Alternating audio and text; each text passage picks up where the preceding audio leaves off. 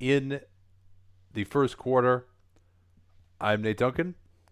That's Danny LaRue. Should we get like those little things underneath our images that show like our Twitter handles and stuff? Considering the tech problems we have, I think that we should probably keep it modest for now. That should be pretty easy to do though. But yeah, so game 3 here, I think the biggest thing that I'm looking for is what the Lakers' defensive strategy will be against Nikola Jokic. Yeah, I think it's similar for me. I mean, it goes along as last time the Nuggets were running a lot of um, doubles, but then, or sorry, running a lot of switches. And I thought that early in the game, the Nuggets did an insufficient job attacking when Jokic had the size mismatch. They got better at that later in the game, but kind of like you, I think that strategy is untenable long term. It's too much to ask of the Lakers smalls, considering how talented Jokic is, and he's been an absolute bear in these playoffs. Yeah, we'll see how it goes. They've done a pretty decent job of still having a rim protector there. That's the beauty of playing the two bigs. Is even if you switch, if he gets inside, you can get some help. And the other thing is the Lakers shot a lot of threes, 13 out of 36, more than they usually shoot in game 2. Hit some really tough ones. So you can get away maybe with a small on Jokic if you really pack the paint and force them to beat you with three-point shooting from someone who's not named Jamal Murray or Michael Porter. So Jokic with the quick tip advantage, and he's going to get called for a violation. I love it. We don't see that happen very often, but yeah, it's a proper call. Way too many shenanigans on these jump balls. And JaVale McGee is like, no, you can't get away with that, actually, as it turns out. JaVale McGee, a staunch advocate of the rule of law. Here's LeBron as they go way under on him with Grant. Now Davis trying to draw the foul on Milsap, misses, and Denver will get their first possession.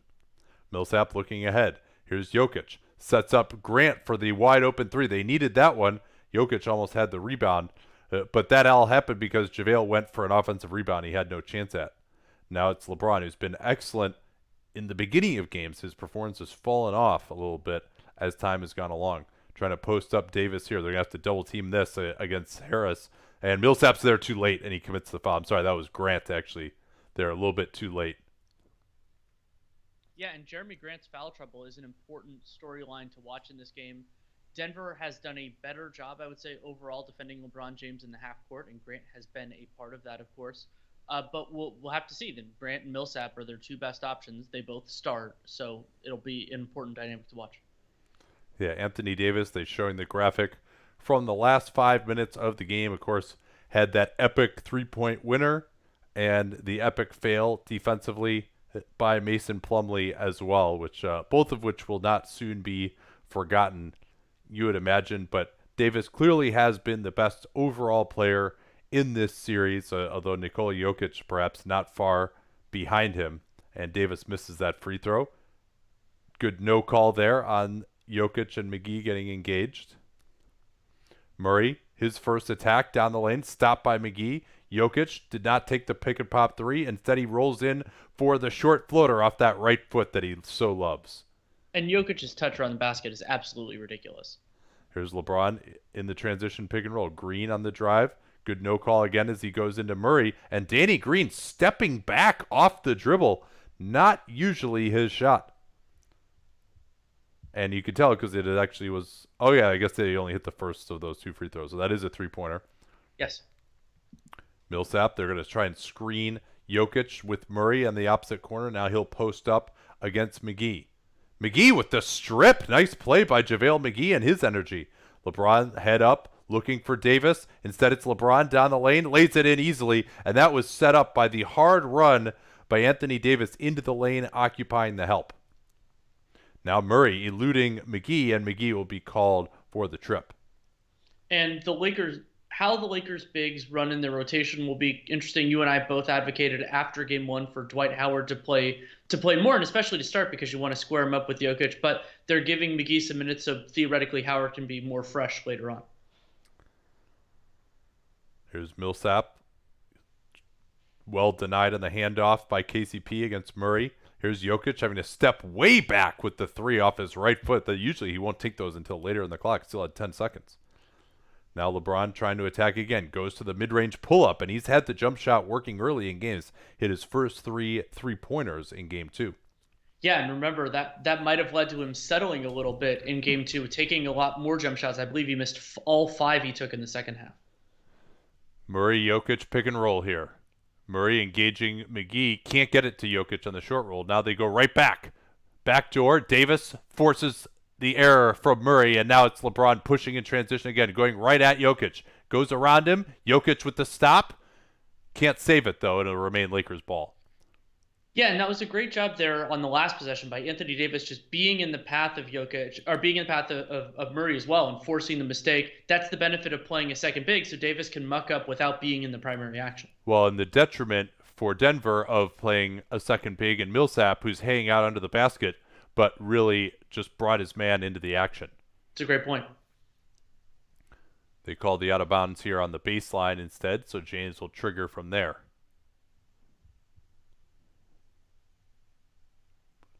See what they've got on a baseline out of bounds play here. A little back screen for Davis. Oh, and the pass was too far. Davis was actually open, and LeBron just threw it a little bit ahead of him. A reminder that we will take your questions at stoppages, but we're not going to do it during live action because we have game to talk about. Here's a screen away for Harris now. He's getting one of his first touches. Trying to get Murray coming off of 2 screens here. Yeah, this is wide open. Nice play here, and I think that's something that they can look to get to a lot more, as Danny Green got completely wiped out by that first Milsap screen under the basket, and Murray, very few of his shots have come off the ball from 3. Now LeBron goes right by Jokic in space, and what are they going to call here? Just nothing? Yeah. But Jokic, you can see if you can get a ball handler downhill at him, he's either got to get far enough out on the floor that guy can't get ahead of steam or be right under the rim. Now it's Murray as McGee gets a hand on it, but it goes right to Jokic for the lay-in. And that time, Anthony Davis did not have any kind of an impact on Jokic.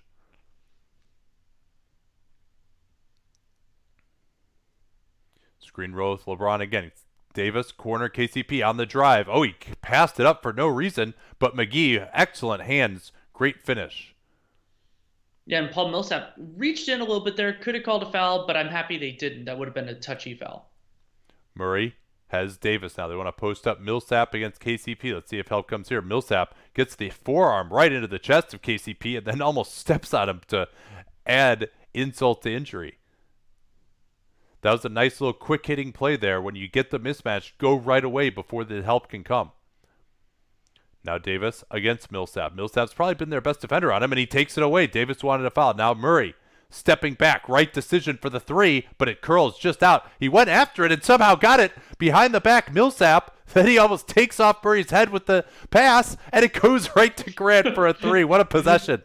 Who do they give the assist to there? Jamal Murray's head?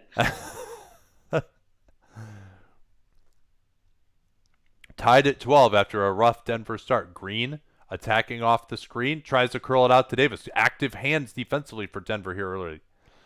Now it's Davis back to goal. Harris looking to come over. Green on the quick rotation. KCP should have had the pass fake. Instead, it's LeBron's 3, and that misses. But Green, who's been a devil on the offensive glass against the Nuggets, gets it.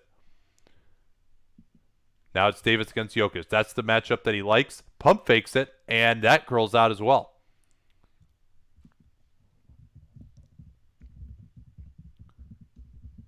Now it's the post up from Jokic against Davis. Wow, Jokic did not want to turn baseline, tries to leave the bouncer for Harris. Now it's Milsap on the move. And that's not even close. Yeah, it's interesting. They did not want to let Nikola Jokic get middle for that hook shot. He had the spin back over his right shoulder, just didn't take it.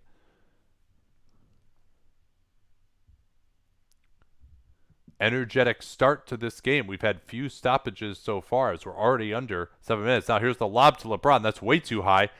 Throws out the pass out to Davis. What a look from LeBron, but Davis can't cash it out. LeBron going up again. Now that time Davis will put it down. Yeah, both these teams having trouble from 3. Well, I guess the Nuggets are 2 of 6, but 2 of 6 and 1 of 3 so far. Continuing. No timeout yet. Murray Oh, he tried to throw the pass to the rolling Jokic, and Jokic was not moving that way at all. And we'll get our first stoppage here. Interesting. The Lakers' offensive rebounding has been a major issue for the Nuggets. We'll keep our eye on that. You, of course, should keep your eye on bookies.com/NBA. Absolutely. And one of the things that you and I love most at bookies.com are their expert picks. And for this game, both Adam Thompson and Mark Straubman have made picks. Each of them picked the Lakers over the Nuggets. The Lakers were 6.5-point favorites. But then Mark Straubman, who's at 57% on the season, also picked the under, which is interesting in this game. The under is set at 213.5. So we'll keep an eye on that. And it's great that they have expert picks that are not only like they have their published success percentages, but also are well justified. And so for somebody like me that isn't always great at interpreting my knowledge and adapting it to something like an over-under, it's great to have that information. Yeah, absolutely. And you can also follow them at Bookies on Twitter to get live odds as well. Wait, we can get to some questions. Over-under Plumlee minutes tonight, I'm going to set it at 9. Well, is it going to be 9 minutes or 9 minutes and 5 seconds when they put him in as a last-second defensive replacement again? Oh, Lord. Yeah, definitely possible. Here, let me grab a water real quick. One Sure. second. From Peter Wiggin, where does Jokic rank among the league's best passers regardless of position? Off the top of my head, he's top 5. Might even be higher than that. I mean, Chris Paul's amazing. LeBron's amazing. Trying to think about who else is in. I mean, Harden has some really nice ones, but I don't think Harden has the overall toolbox. I think that he's in the Harden's in the top 10 probably to me, and then I'm sure I'm missing some people, but my instinct is somewhere around top 5. Hope they gave Dozier some beta blockers. Now, I mean, who Mike Malone trusts is actually one of the most interesting questions in this game, because I attribute this to Nate McMillan, though Nate McMillan was far from the first to do it. But of the coaches that, if a player kind of gets them to that place, that he will leave them in and have more trust, I think it's a little bit ridiculous at certain moments, especially when like they have Gary Harris on their team and Gary Harris is overall a better basketball player. So yeah. Oh, Luka. Yeah, Luka is a good call as well. Yeah, I'm doing it off the top of my head. Should the Nuggets play Harris Grant heavier minutes than usual tonight? I think you treat like the game 3 when you're down 2-0. You don't treat it like a game 7, but you treat it somewhat similar to an elimination game, just because functionally, if you go down 3-0, that's like an elimination because no team has ever come back from 3-0. You especially would not expect to see it. So yeah, I think that you go higher with those guys. It doesn't help that they're going every other day, but yeah, I think that's a general approach to go with. Yeah, another thing we should watch closely here is turnovers. The astronomical turnover rate for both teams, basically the highest of the playoffs by several percentage points in game number 2. So Nuggets will inbound it here on the sideline. Let's see what they're going to run. Tried to set a screen for Murray. Harris pops out instead, and there's 3 guys all standing in one place for the Nuggets. And now Grant's going to blow by LeBron. LeBron asking for help, but Milsap was engaged with Davis. I thought Davis did poorly there to not get over for help. Yeah, and Davis had enough time to disengage. I think that he could have done that. And if you disengage and Millsap grabs you, they're probably going to call the foul. Trying to get Davis posting up on Harris. He gets rid of it quickly. Double team coming. LeBron left open. He'll drive now as Murray is coming way off of, I think that was KCP on the opposite side. And so the Nuggets doing a great job of packing the paint here. And now they throw it ahead to Harris, but Nuggets have missed some threes. Millsap cowering in fear of picking up a loose ball foul, but avoided it.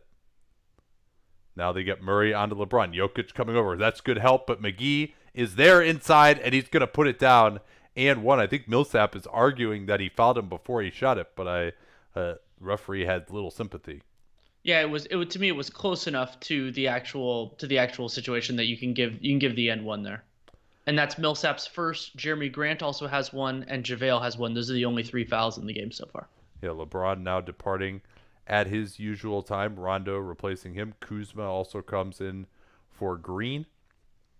And that time they switched Jamal Murray onto LeBron again, and they ran like that nice quick transition drag screen.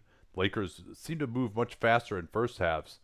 Now Jokic looking to push it up, leaving it for Harris. They got a fast break off a missed free throw, but they blew the layup. Jokic really has a lot of energy pushing the ball up here early. Now it's Kuzma. Jokic with the help. Kuzma finishes over him easily, though. Yeah, and remember early in the playoffs, teams were shooting a really high percentage against Jokic around the basket. That improved over the course of the playoffs.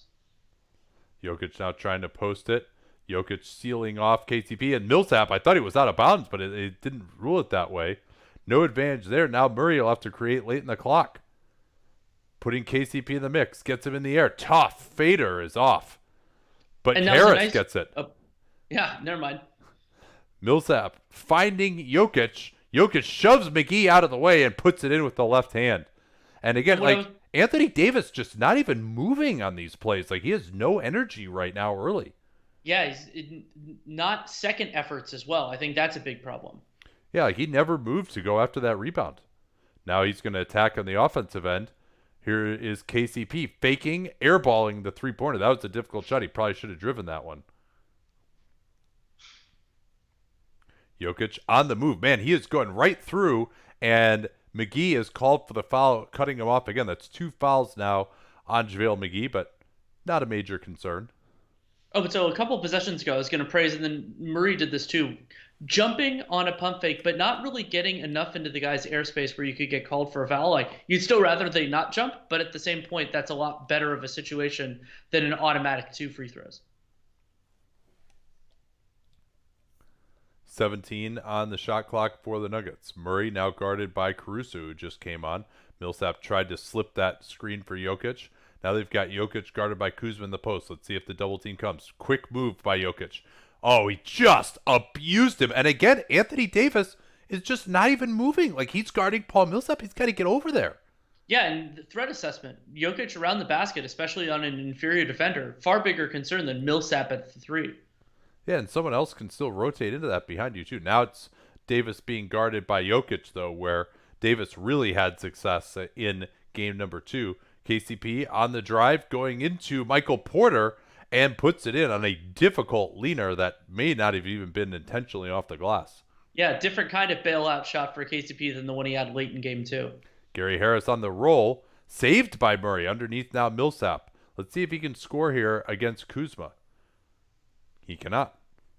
Murray going to have to drive it, and Rondo with just a terrible give up, and Porter gets the bucket. I mean, Rondo, that's just weak Rondo defense there too. The little Matador reach from behind instead of trying to compete and stay in front late in the clock. Now it's Rondo cut off by Murray. Finds Kuzma on the cut. Kuzma not even close. Now it's Murray against Davis. Finds Jokic. Harris. He'll drive it. Easy layup. Again, Rondo, he's in front of him. He just fakes towards him, gets out of the way, and lets him lay it in. Rajon Rondo, Anthony Davis, both really ugly defense from them so far. And that's part of why the Nuggets have 7 shots already around the restricted area. They're 6 of 7, 2 of 2 on floaters, and then they missed 2 of their mid-rangers, and I've talked about both teams shooting from 3 so far. But now the Lakers have only taken 4 threes. The Nuggets have taken 6. It was, I think, 6-2 at one point. So we can take some of your questions. Absolutely. Are the Nuggets going to stop transition tonight by giving up the offensive glass and running 4 back? Can't tell yet. I think they're going to do a mix of those. You still want to empower guys to be opportunistic, but some of the big Nuggets' big problems in transition haven't been about numbers. It's just been about tracking their guy and committing to somebody, and that's been a big problem. And having numbers doesn't necessarily help that, though it makes it easier.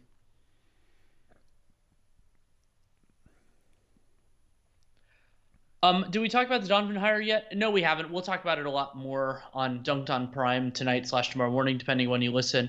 I I think that it is definitely a high profile one and probably an expensive hire for the Bulls, which is a positive sign. I mean, ownership's willingness to spend has been, let's call it, an issue for the Bulls in the past. And it's also telling for Donovan, considering I think the Bulls are, far away from contention, and probably their ceiling with this current group is not particularly high. But I wonder if rolling the dice with somebody who's a little less proven that might have a higher ceiling would have been a better play for them. Yeah, I think so. I mean, they were willing to pay Donovan, which, his demands were pretty high. This whole idea of, oh, he's a proven winner, average 48 wins a season in Oklahoma City. Other than this year, I would say that nearly all of those teams were pretty just about where they should have been in terms of expectations. Some of those teams disappointed in the playoffs. Kevin Durant certainly did not like playing for Billy Donovan, as he accidentally made clear at one point. And I mean, if you look at his performance, other than just being like a nice representative of the organization and having some level of respectability, which granted the Chicago Bulls need, but any coach that you hire should be able to provide you with that. What is he good at as a coach? Yeah, it's interesting because, Shai Gilgeous-Alexander did look a lot better this year, but you would also expect that with a player going into his second year who was given a lot more to do than he was as a Clipper. And yeah, we haven't seen, the Hamidou Diallos and the Terrence Fergusons really develop into all-around players under Billy Donovan. And maybe Lou Dort gets there, some of those other guys. But one of the players who looked really good for them was Bazley, but Bazley was a rookie, and I wonder how much of that was just, we hadn't watched film on him. Oh, this is a good one, Danny. What's the best team name in the league? There's a lot of really bad names. Can I count the New Orleans Jazz? But no, it wouldn't be that because abstract concepts are not my thing. What about the Miami Heat, though? I still don't like abstract concepts, especially when there isn't a good name for what a player on that team is named, like what they're called. That's a big challenge. I mean, I think the Chicago Bulls is right up there, like Chicago Stockyard Bulls. Like that's actually, like, the logo is sweet. Like that evokes the city. I mean, the Boston Celtics, like their Irish tradition is pretty good. 76ers is not bad, although that's kind of ripping off the 49ers. Anyway, we're back. We'll talk more about this one, though. Trying to get Kuzma backdoor on Porter. That was not there, although he got him once in game number 2. Rondo with the pass fake takes the 3. That's long. And nice job by Murray getting over. That's what your guards need to do, rebounding those contested ones after you get a tip. Millsap getting past Kuzma. Oh, beautiful inside-out dribble. And he's hit on the elbow by Caruso. Yeah, and Milsap, that's one of the other things you can do when a team leaves you wide open for 3 is you could take the shot, or you can try to drive it in, get a foul, or generate help and then get a look for somebody else. Yeah, Millsap, I mean, he's taking off on his right foot there. I don't know why he didn't just shoot that left-handed, because, Caruso, he was lucky that Caruso bailed him out with the foul, but he had an easy angle to just shoot it with his left. But he does hit the first free throw. Paul Millsap, man, what a career he's had, going back to being drafted second round, I believe, with the Jazz out of Louisiana Tech. In 2006, getting a nice contract with the Jazz, then being a good player, but never really was known for his defense. He goes to Atlanta, becomes this awesome defender all of a sudden with Atlanta, got a couple of great contracts there, and he's been making $30 million a year the last 3 years here with the Denver Nuggets. And Rondo, he's a very ambitious passer, tries to pass it through Jokic, which doesn't lead to a turnover, but they do have a side out. Yeah, and better job contesting those long entry passes to AD early in the clock. So Millsap is out here. He had a nice little run. This is a long time for him to be playing. So it is Jokic matched up against Davis. They've looked to exploit this. They're going to get the screen for Rondo screening Davis out of the corner. They have a lot of success. It's a really hard play to guard. And what they really need to do is Monte Morris, who's been bad defensively. Why is he stuck to Rajon Rondo in the corner there? Like, they used to run that play with Kyle Korver in Cleveland, and yeah, you got to stick to him when he's screening for Kevin Love, but you don't need to stick to Rajon Rondo. Just help out on Anthony Davis until Jokic is back. And now Jokic throws it away. I think he saw the referee out of his corner of his eye and threw it right to him. Yeah, I'll Tatum to Nick Nurse.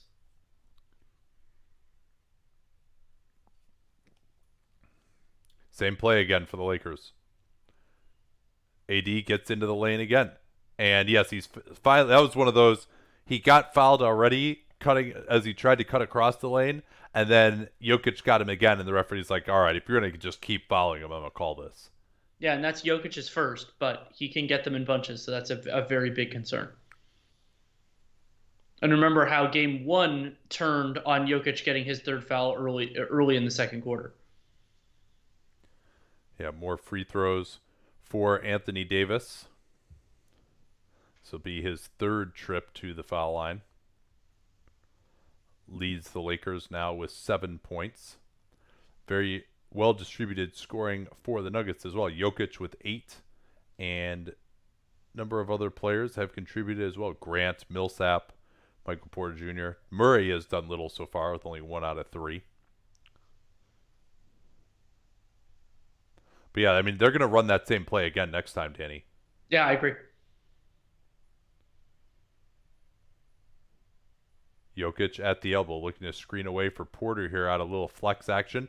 Gets him open underneath. Nice little pump fake. Miscommunication there. That was Rondo again. Rondo just switched out. No screen ever took place. That's a third bad play by Rondo here in the first. He has not been the same defensively in this series. Now he gets into the lane. Intercepted. A turnover from Rondo.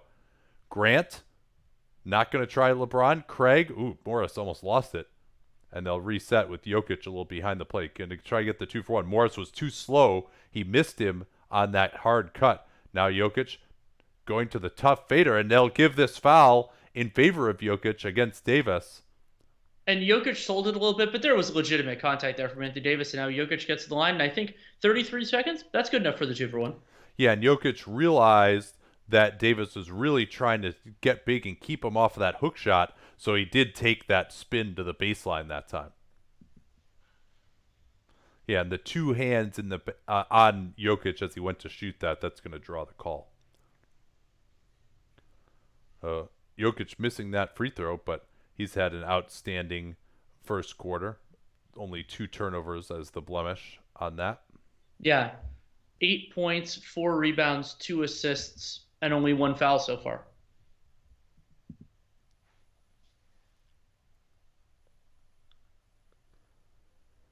Yeah, Jokic, everyone knows the story now that he was drafted during a Taco Bell commercial in the 2014 draft. Number 41 overall pick at the time. Here's LeBron setting up Caruso quickly. Milsap in as a defensive replacement rather than Plumlee, interestingly. Still 14 to work with on the clock. It's LeBron at range. Now LeBron tells him to clear out against Craig. Sets up Kuzma. Oh, and he was run into and makes the 3. Good no call there. I think that actually should have been an offensive foul. Yeah, it should have been. He jumped sideways into Porter. They no called it. The referee did not have the angle to see that he jumped sideways. I don't know how that's not a foul either way. Now Jokic tries to draw his own foul. Oh, and he drains it. What a ridiculous shot. That one was off the left foot, not the Sombor shuffle. And Denver with a wonderful first quarter from Jokic, 11 points, leading it by 2 going into the second. Yeah, and as you guys can already see on the bottom from our friends from RC Hoops, Denver 29 points on 22 possessions. That is a 132 offensive rating. The Lakers 117. No slouch, except that Denver's putting up that 132. And a big part of why Denver has been so efficient, 3 offensive rebounds despite only missing 8 shots from the field. So they're getting almost half of their missed shots, and that is huge. Also, Denver 10 assists on 12 made baskets. One of their unassisted baskets was that shot by Jokic just now, I believe. So should we get back to the best team name conversation?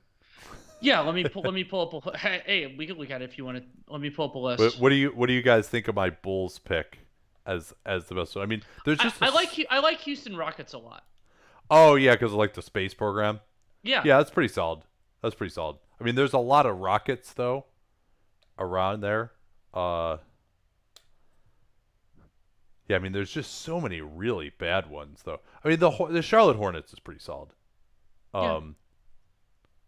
Atlanta Hawks is good, but there's a lot of Hawks. Like, that's not, there's nothing Hawks about Atlanta. Like, I like the team names to have something to do with the team geographically, and I mean, what is it for? So there's the Grizzlies, there's the Jazz, and there's the Lakers.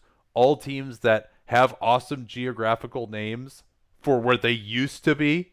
Well, you could argue the Clippers too, because the Oh, San San Diego Clippers Diego. Yeah, no, it's a great point, right? Yeah, the nautical tradition in San Diego. Man, I mean, the Utah Jazz is pretty good, and it's hilarious at this point. Memphis Grizzlies is pretty sorry though, yeah. especially because they should still be in Vancouver. Sorry, Grizz fans.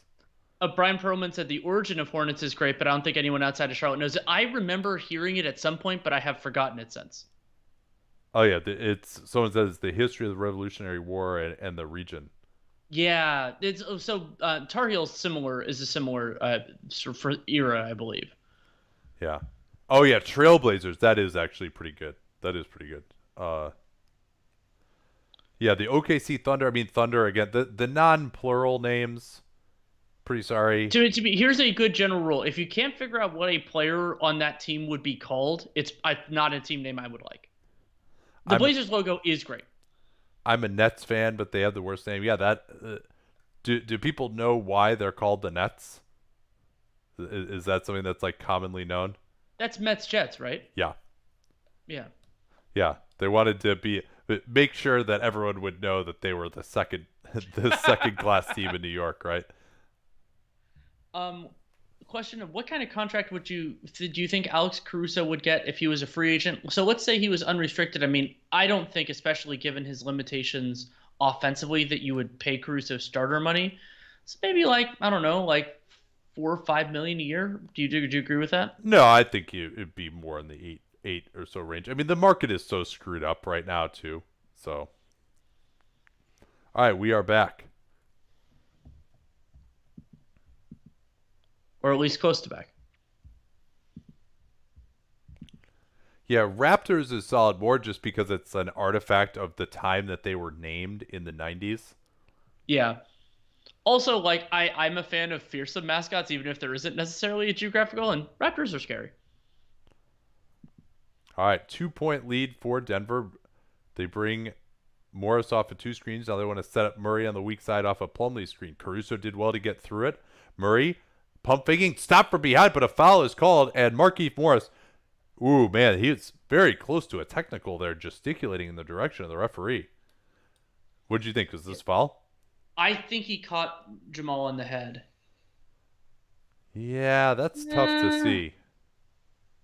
Less than I thought he did. Yeah, I mean, I think what Mark Davis saw from his angle on the sideline was getting him in the head. Which was close to the angle that we had originally, too. So, this lineup for the Lakers, they like to go, it's kind of a big, small lineup where you've got essentially three power forward size guys out there in the front court, and then you got Caruso and Rondo in the backcourt. So, it's a group that's not a ton of shooting on this, despite the fact that you've got no traditional center out there. Yeah, and also this is a Nuggets lineup where that doesn't really punish that too much as long as somebody can handle Michael Porter Jr. Yeah, the matchup between he and Kuzma, two young, somewhat mistake-prone, high-scoring forwards. Here's Rondo on a tough driving move. That misses. Porter went down. Murray looking to push it up. Murray tries to go through Rondo. Rondo with the flop, and he lost it. Murray can't believe that no foul was called. Yeah, Mark Davis, well known, of course, as we've talked about on this show before, for not falling for BS flops. He likes to make players earn it more than some. A nice pass by Caruso. LeBron with a rare error with his hands. It went right through. That was a great pass. Now it's Porter. LeBron did well to get back. Porter taking a very difficult shot over LeBron, and he hits it. Porter was outstanding from the field earlier in the series as well, hitting some tough threes. Here's and that Rondo. was nice balance despite his feet being a little bit weird on that shot. Another terrible turnover from Rondo. Here's Morris letting fly. Plumlee on the box out, blows the layup, but Porter is there to put it away. Michael Porter, surprising because he's not really known as a hard worker, is one of your better garbage men in the league just on cuts, offensive rebounds, and little plays like that around the basket. And this is a 7-0 run for the Nuggets to start the second quarter, also likely ensuring more minutes for our friend Mason Plumlee.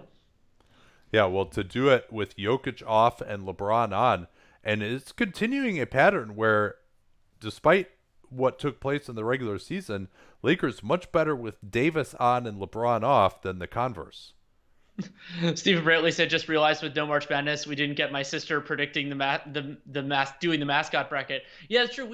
We've actually thought it a couple times, but never at the right time about doing it for the NBA. But the NBA mascots aren't really as compelling for that, so we might do it at some point. But we forgot this year. Let's see. Oh, that's a good question from Jose Benitez. Has Jamal Murray taken a step? I mean, it would be easy to say that after the Jazz series, and he definitely had some moments in the Clipper series. But yeah, I'd say he's better, but not like a massive step. Like I don't think he's like the centerpiece of a reliable offense just yet. Well, the biggest thing is the 3-point volume hitting a ton. I mean, he's at 49% on pretty darn high volume. This is one of the greatest, if not the greatest, 3-point shooting playoffs so far. Now, he hasn't made it all the way through to the finals, but certainly in terms of volume and percentage, really, really good. And then he's gotten a little bit stronger too. I think he's got the ability to really hurt smaller guards in isolation is something that we didn't see as much for him. From BBNBA, Plumlee out of the league plus or minus 2 years. Oh, way over. I mean, players that coaches trust, whether it's fair or not, they stay in the league for a long time. He might not make as much money as he is on his current contract forever, but he'll be in the league a long time. Yeah, having Mark Bartelstein as his agent doesn't hurt either. That's true. And he's only what, 30? Let me double check that. Get the old free agent rankings in front of us. By the way, these will be available shortly. I just got to finish re-ranking the centers, and we'll publish our free agent rankings for Dunked on Prime subscribers. And yeah, Mason Plumlee, 30 as of July 1st this year. Which non-primary ball handler has the best chance to win an MVP? In the current era, I think it's probably Anthony Davis. It would likely have to be either not rigidly post LeBron, but if there's a point when Davis is clearly a superior player, just because he has a lot of defensive responsibilities and also can be a high volume player. And you could argue Karl Anthony Towns as well. I think Jokic probably counts as a primary ball handler, so I wouldn't put him in this category. Yeah, I mean, I think he's not bringing the ball up more than 50% of the time necessarily, Yeah. but. Yeah, for me, it's kind of about who has the ball in their hands the most in the half court. Not half court touches, but half court touch time would be. If I don't know if that's an easy metric to get, but that's for me what it would be. All right, we're back here with the Nuggets taking control to some degree, now leading by 9. And we'll see where the Lakers are going to go for offense now. James has 3 turnovers. Rondo has 2, so they're right on pace when I think they had 6 and 5 respectively in game 2. Here's LeBron trying to post up, gets it under Caruso. Nice quick swing. Nice runoff by Plumlee on Morris right into the lane. Has to leave it for Caruso. Caruso looked off Rondo and then just lost it. And now Craig is run into by the aforementioned Caruso.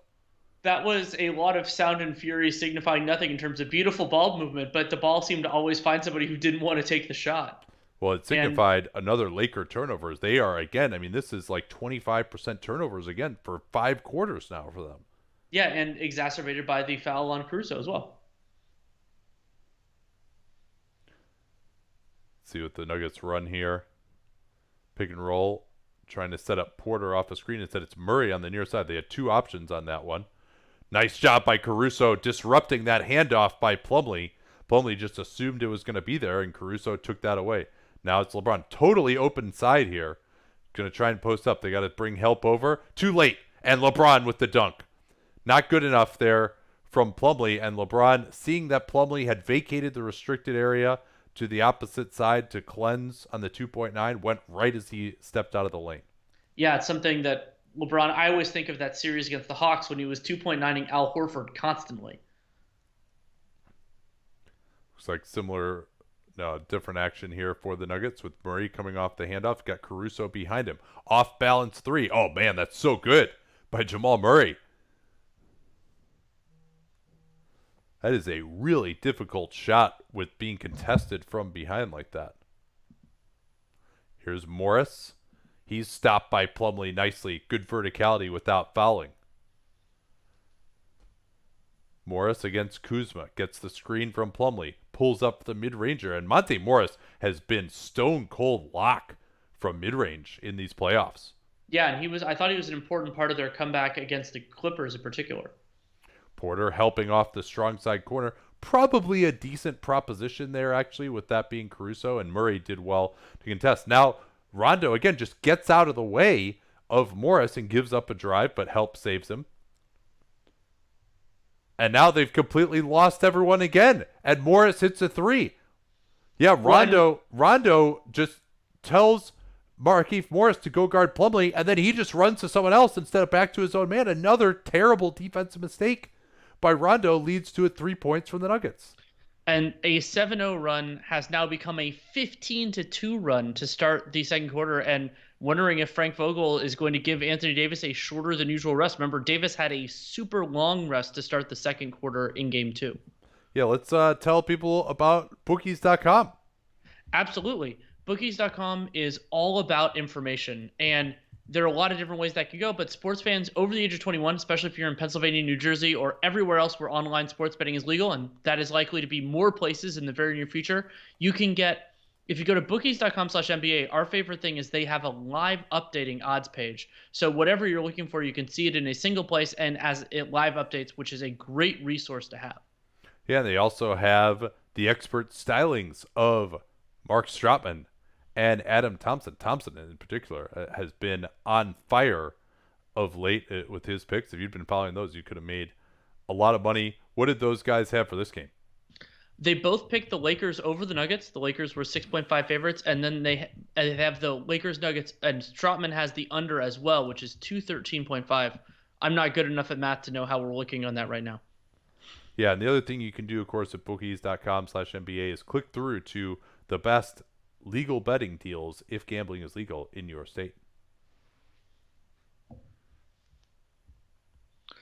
That's interesting. From Zachary Solomon, Rashard Lewis as a comp for Michael Porter Jr. I think that MPJ has a lot more talent with the ball in his hands. I think that Rashard was a talented scorer in his prime, but I think that MPJ has more to his game than that. So I would say that's underselling him a little bit, but it's far from the worst comp I've heard for him. Yeah, and we haven't really seen Porter get kind of that mid-post isolation the way Rashard Lewis used to. Porter Jr. is much more athletic than Rashard Lewis, and Rashard Lewis turned himself into a decent defender at his heights. But and Porter still has a ways to go for that. One of the other reasons the Nuggets have been doing well, they're 5 of 10 from 3 compared to 2 of 8 for the Lakers. And some of those Lakers looks have been open, and the Nuggets still assisting on a ton of their baskets. 13 of 17 baskets are assisted. 8 out of 12 for the Lakers. No slouch. Let's see. How do you guys feel about Bull's potential? I don't know that he's going to have to improve a lot to be anything beyond a backup, but I think he could be a backup, especially, if we liked his physical potential, kind of the unusualness of somebody who can shoot and also protect the rim. He's going to have to get a lot stronger. So I think that, I would have taken him in the first round because I thought that he was, that the possibilities there were high enough, but it's still going to take a lot for him to get there. It was always a lottery ticket and a worthwhile one that Denver took. Yeah, I mean, he can really shoot the ball, and he can really block shots. And his passing's not bad either. Yeah, but he can't do anything else. Like, he is so bad defensively. He's so bad moving his feet. He's got zero strength. He can't post up at all. But we are back here. His screen away for LeBron out of the corner. Does not want the three against Craig. Now they ice the pick and roll. Morris pops out, and it's Plumlee on LeBron. Nice cut by Green, but he's stopped by Porter. No, they give a foul late. That was a really late call, and I thought Porter did run into him a little bit, so I'm fine with that call. I just wish it wasn't so late. I mean, I think they're going to say that he got the left forearm on him. Pretty minimal contact at first blush.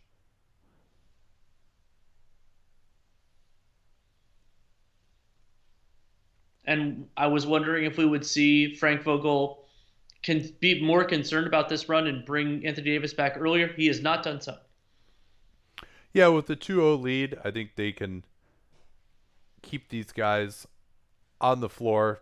Make sure Davis gets at least his 4 minutes of rest or so. But this is, if you're a believer in what I said on the pod, although the Nuggets just Keystone cops it out of bounds on that free throw rebound. If you're a believer in what I said on the pod, that Denver relatively is going to play better in second halves than first halves in these playoffs, then maybe you do have a little more urgency if you're the Lakers. Back to goal for LeBron. Help comes from Plumlee. LeBron, as Caruso cuts all the way under, takes a three on the move. That misses. Great rebound by Plumlee over two guys. Now the Nuggets looking to push in transition. Murray, nice job by the Lakers getting back. He's going to try LeBron in an ISO. LeBron, as help comes over from Kuzma, and Caruso with interception. Great defense that time by the Lakers. Yeah, doing some nice job of recovering back to their guys, leaving openings, but having those openings only be temporary. Yeah, Caruso in particular, he gets inside of Plumlee to take away that pass and then still deflects the pass back to his man in the corner. Now it's Murray against Caruso. Tough fader for Murray. Goes off the top of the backboard and hits the shot clock. I would be interested to see, if Jamal Murray going against Alex Caruso, this is something we've talked about a lot previously as Howard has come in now for the Lakers, of why set the screen so you can go against LeBron James in an ISO? Why not just do it against Caruso if you're going to ISO? LeBron swinging it to Green. Good closeout for Murray. Green goes in for the mid-ranger, tries to keep it alive on the glass. Both teams active on the offensive glass. Now it's Torrey Craig open for three. Late close from Morris may have disrupted him. And we've seen the Lakers blow some transition defensive possessions just not knowing who they're guarding. Why did Mason Plumlee commit that foul? Why does he just – all you got to do is just run back. He's fine. They're not pushing the ball. He, seeks out LeBron and runs towards him and fouls him for no reason. Remember that if they get a non-shooting foul in the bonus later. So another one of those just head-scratching plays from Plumlee. Now they totally miscommunicate and give up a dunk. Porter and Craig had no idea which way they were going to send LeBron. LeBron just rejects the screen. It was Morris switching the angle of it, and Malone's going to get a timeout. I imagine this will lead to the return of Jokic. And they actually... they don't usually do this. They could have theoretically called a blocking foul there on Plumlee. I was thinking they could have called the passing crash, but Plumlee lead into LeBron. That wouldn't have been a charge.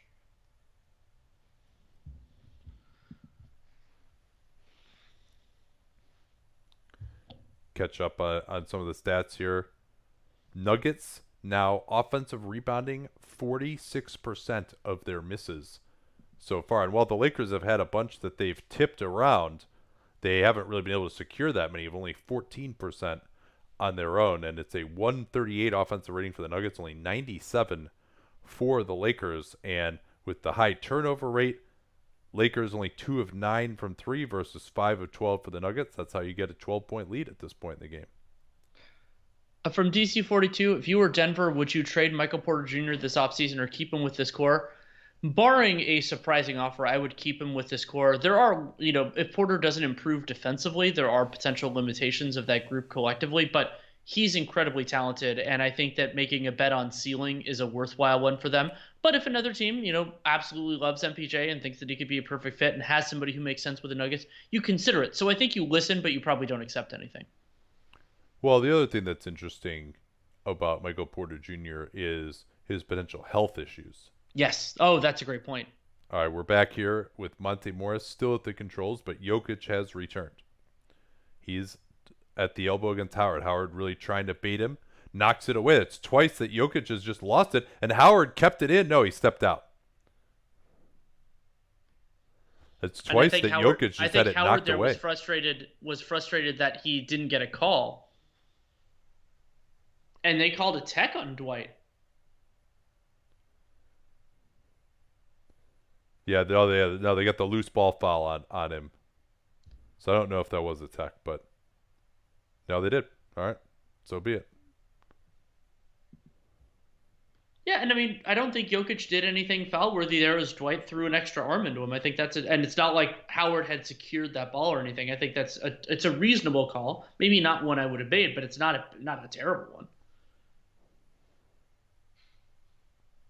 Yeah, Howard just continuing to try to talk to Jokic here and be a crazy irritant, and we'll see how much he gets away with, because in game 2 they clearly were watching for those types of things. Jokic working hard to get the ball and get good position for the screen instead. Murray on the pass from Morris. Nice job wrong footing on Green. Throws it up, but this will be a shot clock violation. Murray did not have a good understanding of how much time there was. Yeah. I think he thought they had a fresh shot clock rather than the 14. Here's LeBron splitting the pick and roll. Intercepted, though, by Porter. Grant pushing it into Morris. Layup, no, but a foul. Yeah, and another transition opportunity for the Denver Nuggets, helped by the Lakers being in transition, turning the ball over so much. And before this one, I don't think Cleaning the Glass has this. The Nuggets had a 267 offensive rating off of steals. Yeah, they've got a lot of points off of turnovers here. And now with Denver in the bonus the rest of the way, that could prey on Dwight Howard in particular, who can really pick up fouls trying to guard Jokic off the ball. Another break for LeBron. Davis is back. Porter has had that one miscommunication, but largely has played well. That's just what you're going to get. And Jeremy Grant has one of the more compelling free agencies of this offseason because he has a player option for $9.3 million, and he could be an unrestricted, or he can wait until 2021 if he wants. Rondo back to control against Davis, and it's actually Grant now guarding Davis with Jokic on Howard. Davis wants to hand back off to Rondo. Rondo finding Green. Good help out of the corner from Porter, and they didn't look at Caruso at all. They are helping way off of Caruso. Now Caruso gets open, and oh, man. And he justifies them helping off him. Yeah, no, I really am starting to like, Danny, this Nuggets defensive strategy. They are going to force the LA Lakers to beat them with three-pointers, and all of these Lakers turnovers are a result of that strategy, trying to force the ball inside where there isn't space. And the Lakers now really have not been able to get the three-point game going. Well, and they're helping more off of Caruso and off of Rondo, and Rondo not going to take a lot of shots in those circumstances. Porter has Green on his back, tries to go into two guys, and Howard took it away from him. Here's Caruso blowing past Murray, but blowing the layup. Howard is going to get loose ball fouled, I think, by Murray here. And Howard, I think, is saying that he was shooting it and should get – yeah, no, they're calling it on the floor, though. Yeah, and that foul is on – they gave it to Michael Porter Jr. He becomes the first Nugget with more than one foul. He has two. Markieff Morris has two. JaVale McGee has two.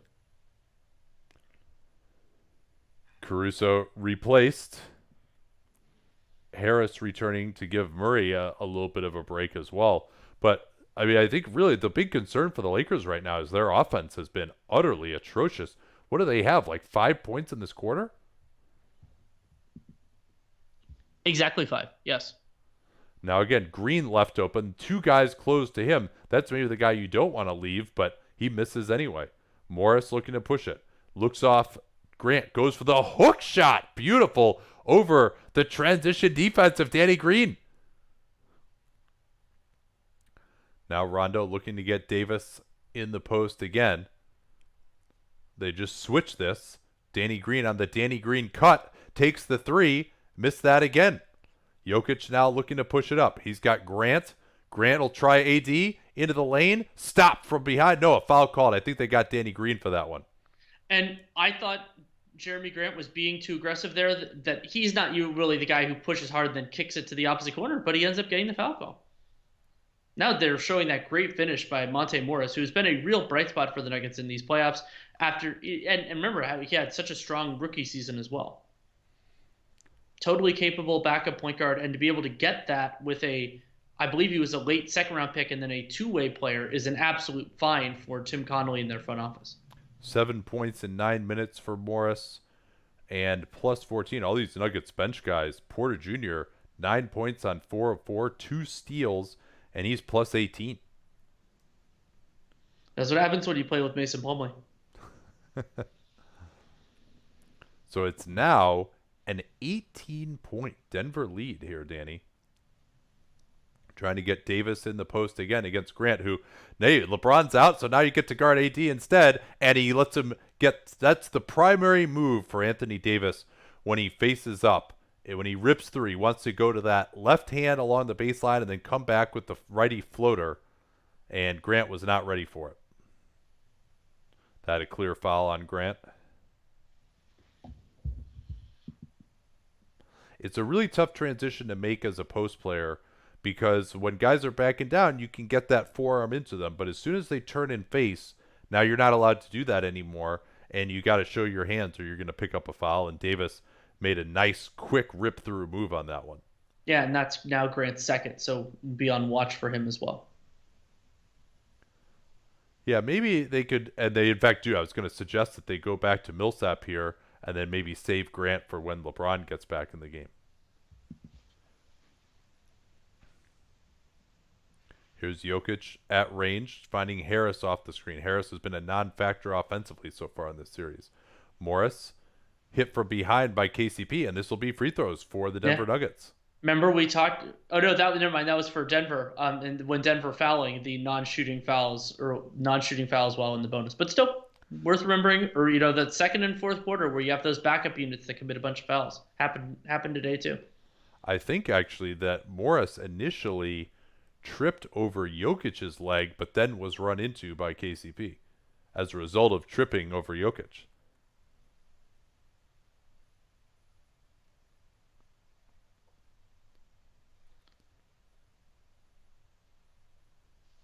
This is an opportunity to push the lead back up to 17. And I mean, yes, the Lakers have missed a bunch of shots, but the Nuggets have had the run of play so far. They have been the superior team.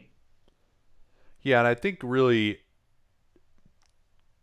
going with Davis at center, forcing the Nuggets to guard him with Jokic has been some of the best looks for the Lakers in this series. We've seen very little of that so far. Now it's Davis against Millsap on the drive. Blows by but missed it. And what are we going to get here? I didn't see much contact there, unless they're calling it on Dwight.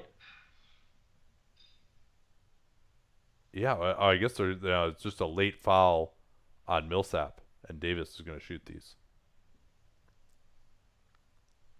Yeah, there's been a few of those, Danny. You're one of your least favorites. The wait and see if it goes in before you make the foul calls. Yeah, and the whole idea is that a foul is a foul, and it's whether it's a two-shot foul or an and one doesn't make any difference to me in terms of the legitimacy of the call. Yeah, and I think it's not necessarily that untoward, but sometimes if a referee sees a guy miss a layup unexpectedly, you can kind of play it back over in your mind, and you think, am I sure that there wasn't a foul here? And sometimes when you do that, you'll make the call. Going to screen for Jokic here against Howard. Rondo switching out, but Harris is open on the other side. They never looked that way, though. Here's Jokic. Pick and pop. Morris again. Yeah, that was a version. It was kind of a version of a 5-1 pick and roll. Creates a great look miscommunication for Morris. Sorry. Here's Rondo off the screen. They go under on him. Now Rondo attacking into three guys. Passes behind Davis. Floats it up over Jokic. I thought they overreacted that time to the penetration from Rondo. Jokic in particular, he went over to Rondo. Milsap was already there, and that left Davis open. Similar action again here for the Nuggets. They try the back door, but Davis intercepts. That was not a high-value pass. Green out to Rondo. Not going to take that three, and they get into the post to Davis against Jokic, and Jokic just knocks it out of bounds. Will stay here for the Lakers as Davis flexing his shoulder a little bit. And that was a combination of a record scratch by Rondo and a great recovery by Gary Harris. Took what was a transition opportunity where the Lakers had numbers, and now it's just half court. Morris exits. He was outstanding in his minutes. Rondo again in the pick and roll with Davis. They don't go under on him. Millsap very aggressive. Again, this is too aggressive, I think, on Rajon Rondo. Why are you going to leave AD open for that shot? Make Rondo make a layup. Well, yeah, so there are two things wrong from this from a threat assessment perspective. One is Rondo's not going to do a lot there in terms of threatening the structure of your defense. And two, Anthony Davis is like the one guy that you don't really want to leave open, not just because he's hitting shots right now, but also because he can use that space to put your defense in difficulty. And so, yeah, I think that's a one of the few pieces of bad process we've seen from the Nuggets defense so far. Yeah, and they've made the same mistake 2 times in a row, and I think that's maybe why this timeout has come for Mike Malone. Although, interestingly, we will probably see a return for LeBron James. As a result of that, James only on 14 minutes here, 6 assists, 4 turnovers for him. Rondo, 4 assists, 2 turnovers. Those are, of course, the 2 primary ball handlers for the Lakers. Let's hit some questions here, though. I feel like we haven't gotten any in a while. Sure. We can use one from Bentro Sodos. Jokic is the best offensive big man since who?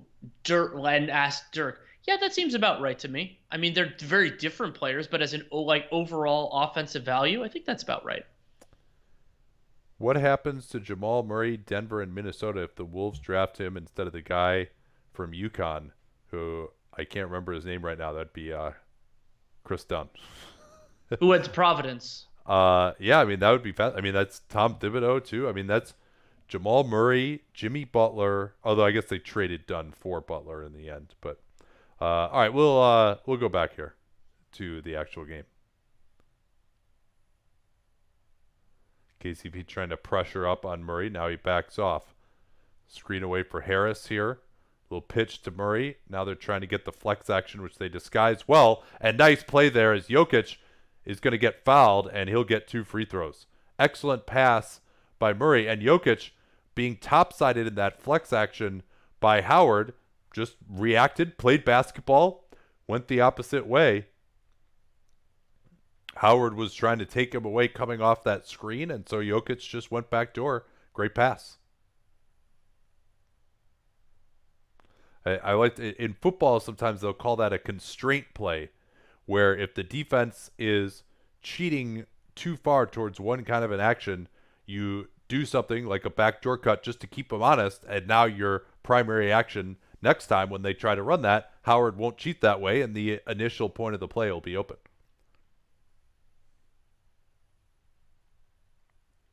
Murray, good pressure here by him.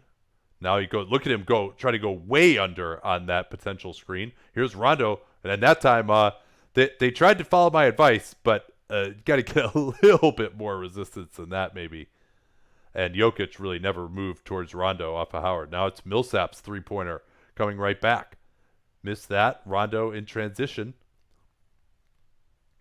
He'll try and drive again. That time he's stopped by Jokic. Yeah, and that time Jokic was kind of reacted to Rondo when he got close to the basket, used his length, got a block. Yeah, and Rondo, he's a smart guy. He gets blocked this time, but I think his strategy is right. He knew that after the timeout, they were going to switch out a little differently on him as he bricks that three-pointer. And so he realized that what would be open would be his own attack after he'd set a couple of guys up. Here's Porter crossing over LeBron. He's got confidence on him. Howard rejects him, and KCP with the save. Now Porter is behind the play. LeBron looking to push it hard. Deflected on the pass, though. Then Jokic just lost it. Davis lost it. Jokic saying, yeah, okay, I was going to say, I thought that was, in fact, Denver ball. And a great recovery block by Dwight Howard there. Gets over after MPJ drove past LeBron a little bit. So last 2 minutes of this half, really interesting to see whether the Lakers get this under 10 or the Nuggets can maybe extend. Murray, what a leave for Paul Millsap, at least the idea, but I think Davis intercepted it somehow. Yeah, he got a hand on it. Wow. Nice reach down with Davis's left hand, contested with his contested with his right and deflected with his left. Rondo out now. They get it in to Jokic. Not a very good pass there that time, though. They're going to screen for Murray. KCP is behind the play. Nice fake by Murray. Into Howard. Oh, and it drops. Great job using his body by Murray.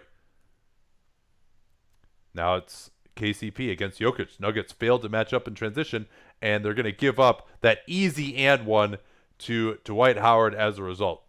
They had no idea who they were guarding on that play, I guess because Murray was behind the action after the layup. And that is, in fact, a foul on Michael Porter Jr. The arms are forward. Contact takes place. Very easy call for the referee. Yeah, now we'll see if Dwight Howard can convert the free throw. He's had some struggles there to be sure.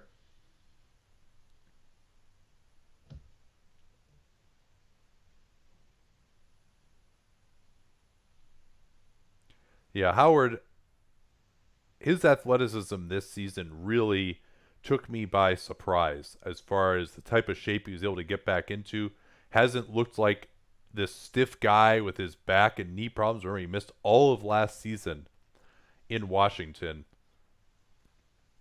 And this actually looks like the guy that you might have expected him to be as Murray gets KCP in the mix and shoots over him. Again, I'm liking Murray better isoing against these smaller guys. LeBron attacking Jokic, swings it out. KCP, his three, yes, finally. That's a big shot. It is, yeah.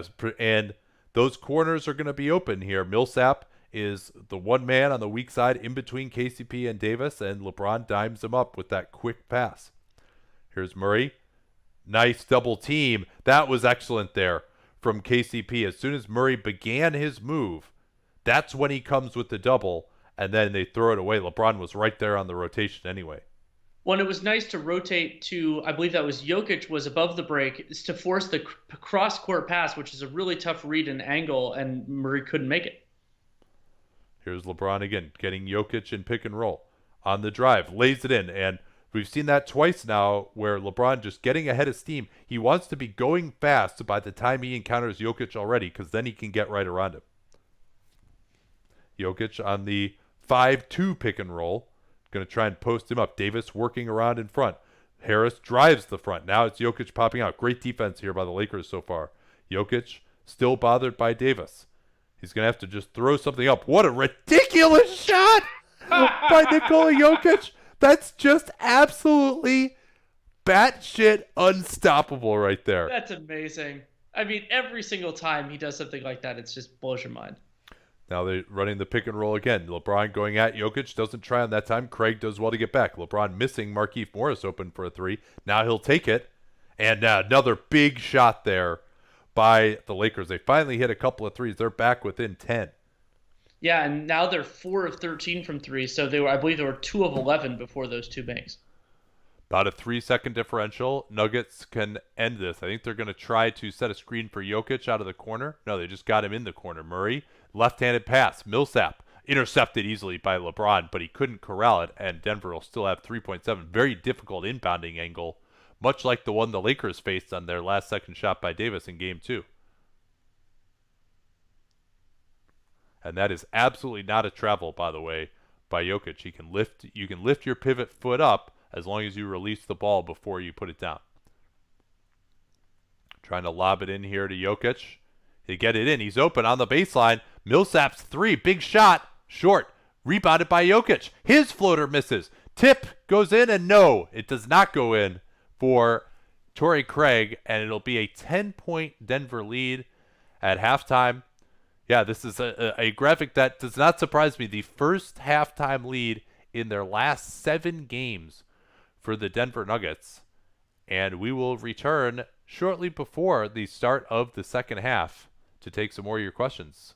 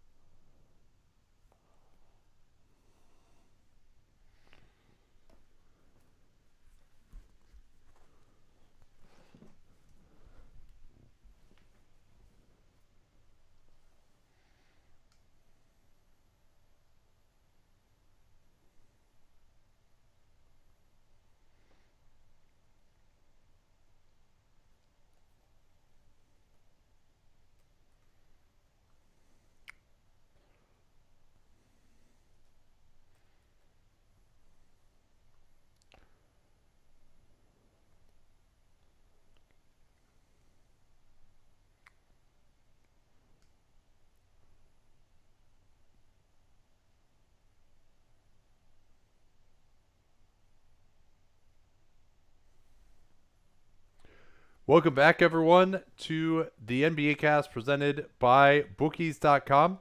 Tell you a little bit more about them in a second here. 63-53 Denver leading the Lakers, and it was a game that was marred by the Lakers turning the ball over a ton, but so did Denver. Again, we're at 19% turnovers. The biggest difference in the game right now, after the Lakers finally starting hitting some shots, is the offensive rebound rate, 47% from Denver, and Denver has also capitalized more on the Lakers' turnovers than vice versa. But before we continue to some questions, let's ask, or let's not ask, I'm going to ask you to tell us about Bookies.com, Danny. Absolutely. So bookies.com is a great resource. Like Nate and I are try to be purveyors of information, and bookies.com is another place where you can get that, whether you're looking for expert picks or you're just looking for live updating odds. They have that there too. Spreads, money lines, totals, or parlays. It's really all there. And they have the best click-through deals in the business as well, so you can get a lot of that in one place. You can also follow them at Bookies on Twitter for even more, including information about these live shows that we're doing. Absolutely. And some of the deals that they have in New Jersey: points bet, deposit $250, get $250 in free bets. BetMGM has deposit $500 and get $500 in free bets at that bookies.com/NBA URL. So let's hit some questions before we engage with the second half here. Would Jeremy Grant be a good fit in Kerr's system? I mean, I think he can make reasonable decisions. I think there are people who believe more in his shooting than I do, but no, I think he'd be a totally fine one. Can you think of any realistic Rudy Gobert trades? I have real trouble with it because he's such a useful, important player, but there's also the kind of the specter of his free agency, and so I know there's been some discussion, and I was just writing my Celtics offseason preview to get ahead of the game, and it was the idea of a Gobert for Gordon Hayward deal, but I think Hayward is a part of what makes the Celtics special, and I think it's easier to find replacement level centers than a replacement level wing. Yeah, definitely the case, and obviously Hayward returning to the Jazz might not be something that he would particularly enjoy, or the Utah fans, for that matter. All right, so we are back here with a 10-point Denver lead. A little pressure here from the Lakers, broken by Paul Millsap. They're going to screen for Grant, and I can't tell you what's happening until we switch the camera, which has now been done. So Dwight Howard is starting the second half over JaVale McGee with them down. Murray on the drive. He's going to get the foul on Dwight Howard. Howard had the late switch. Murray crossed him up, and then he got that dreaded left arm onto Jamal Murray. And that is Howard's third foul in just 7 minutes of action. The only other player with 3 fouls is Michael Porter Jr., who is not in the game at this moment.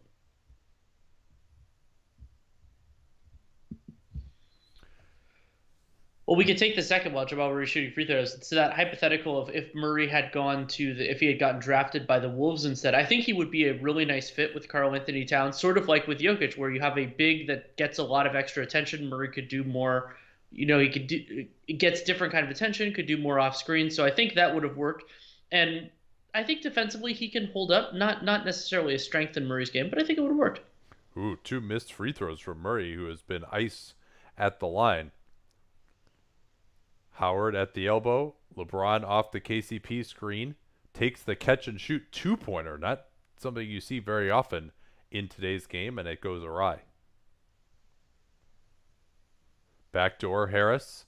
Way behind the defense. Milsap, no for the corner 3. They look to get it back to Grant. Cut off nicely by LeBron. Lakers defense pretty intense. Deep 3 from Jokic is off. Oh, and Murray just went right in between 4 Lakers, setting up Grant's 3, and that misses 2. Lakers dodging some bullets. Now they're in transition. KCP pulling up. Yes. 3 straight 3-pointers. The Lakers support players hitting threes. They were missing them throughout this game, but then made their last 3. Murray going at Howard. Gets the switch. Green coming over to double team. Murray tries to get out of it. Swing it around. Here's Grant on the drive. Stripped by KCP again. Millsap trying to get back. Don't think he's going to get there. Easy layup. Goes down. And that is a 5-0 run to start the second quarter for the Lakers in the first minute and a half. And now the 10-point lead is a 5-point lead. Yeah, KCP coming off of Paul Millsap with the dig and then able to beat him down pretty easily in transition. Okay, we can take some of your questions. What do you think will happen with Hassan Whiteside this offseason? I think that somebody will give him backup money, and that will be okay. I mean, I don't unless the media member who picked Hassan Whiteside for Defensive Player of the Year has a GM job, which I'm expecting is the possibility. I don't think somebody's going to give him a starting spot.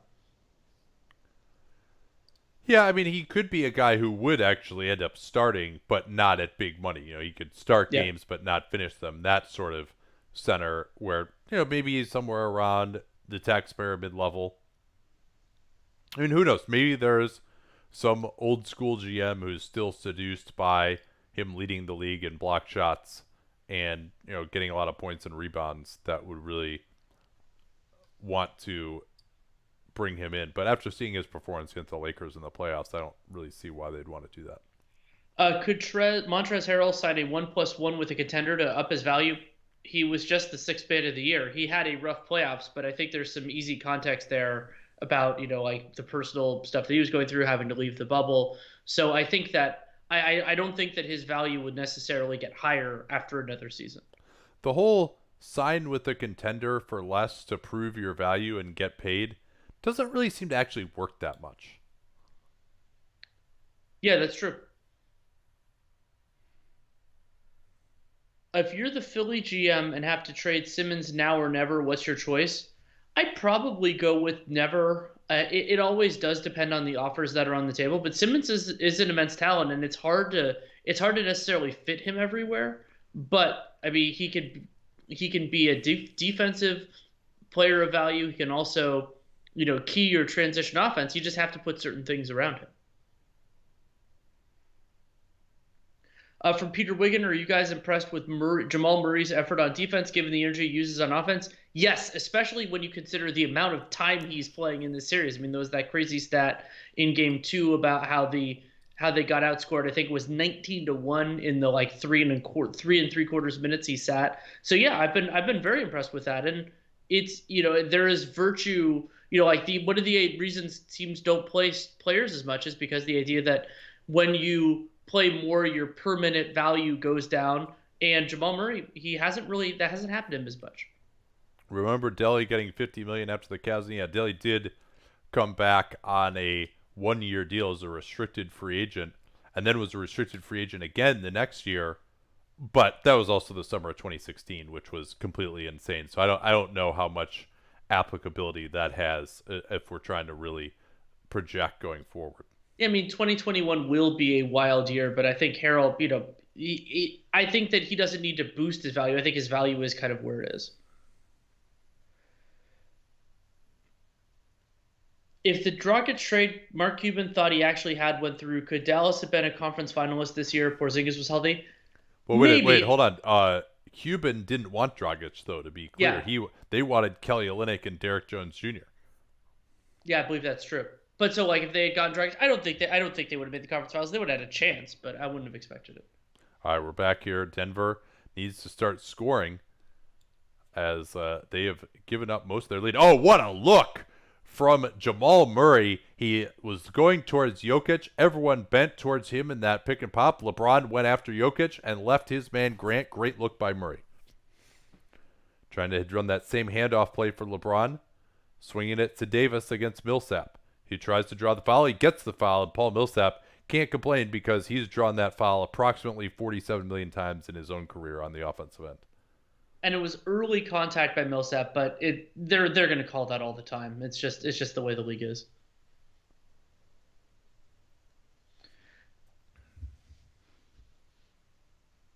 So a non-shooting foul there. Millsap called for that forearm beforehand. They get it into Howard. Want to bring LeBron off a Howard screen here on the weak side. No, instead it's KCP, and they're going to say that Murray ran into LeBron and committed a foul here. Yeah, LeBron went down like he was shot. I think he got hit in the face. Yeah, Although, might have been head to head contact there. yeah, I mean that's not what they're going to take a look at this, but this isn't what causes LeBron's legs to. Oh, it was an elbow. That's what it was. Yeah, yeah, that could end up being a flagrant.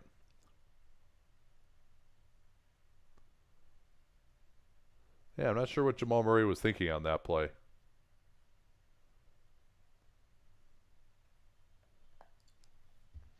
Well, during the review, maybe we can take a question. Let me see.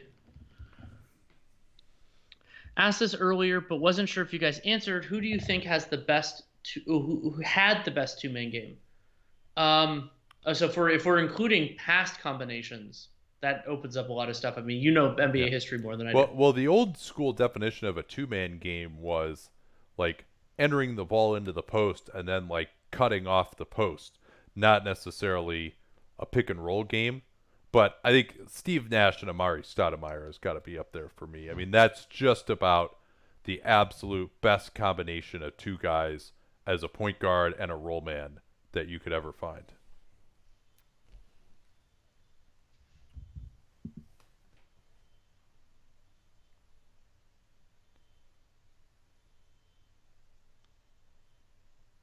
Apparently, according to Dan Wiki, Rondo is arguing that Jamal Murray should be ejected. No, I'm fine with him. You know, a loose elbow like that, I'm fine with that being called a flagrant, but he absolutely should not be ejected. No. So it will, in fact, be a flagrant one. And this is a killer, though. No, I guess not that bad because all that happens is LeBron getting 2 free throws. The Lakers already had the ball. Yeah, it doesn't switch possession. So I think they're trying to figure out how much time should be left at this point.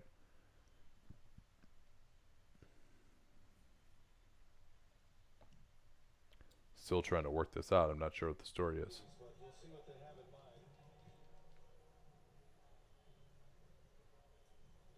And LeBron, you know, selling that contact as much as he did, that's what led to it being a flagrant call. I mean, there was sufficient contact though. Yep, agreed.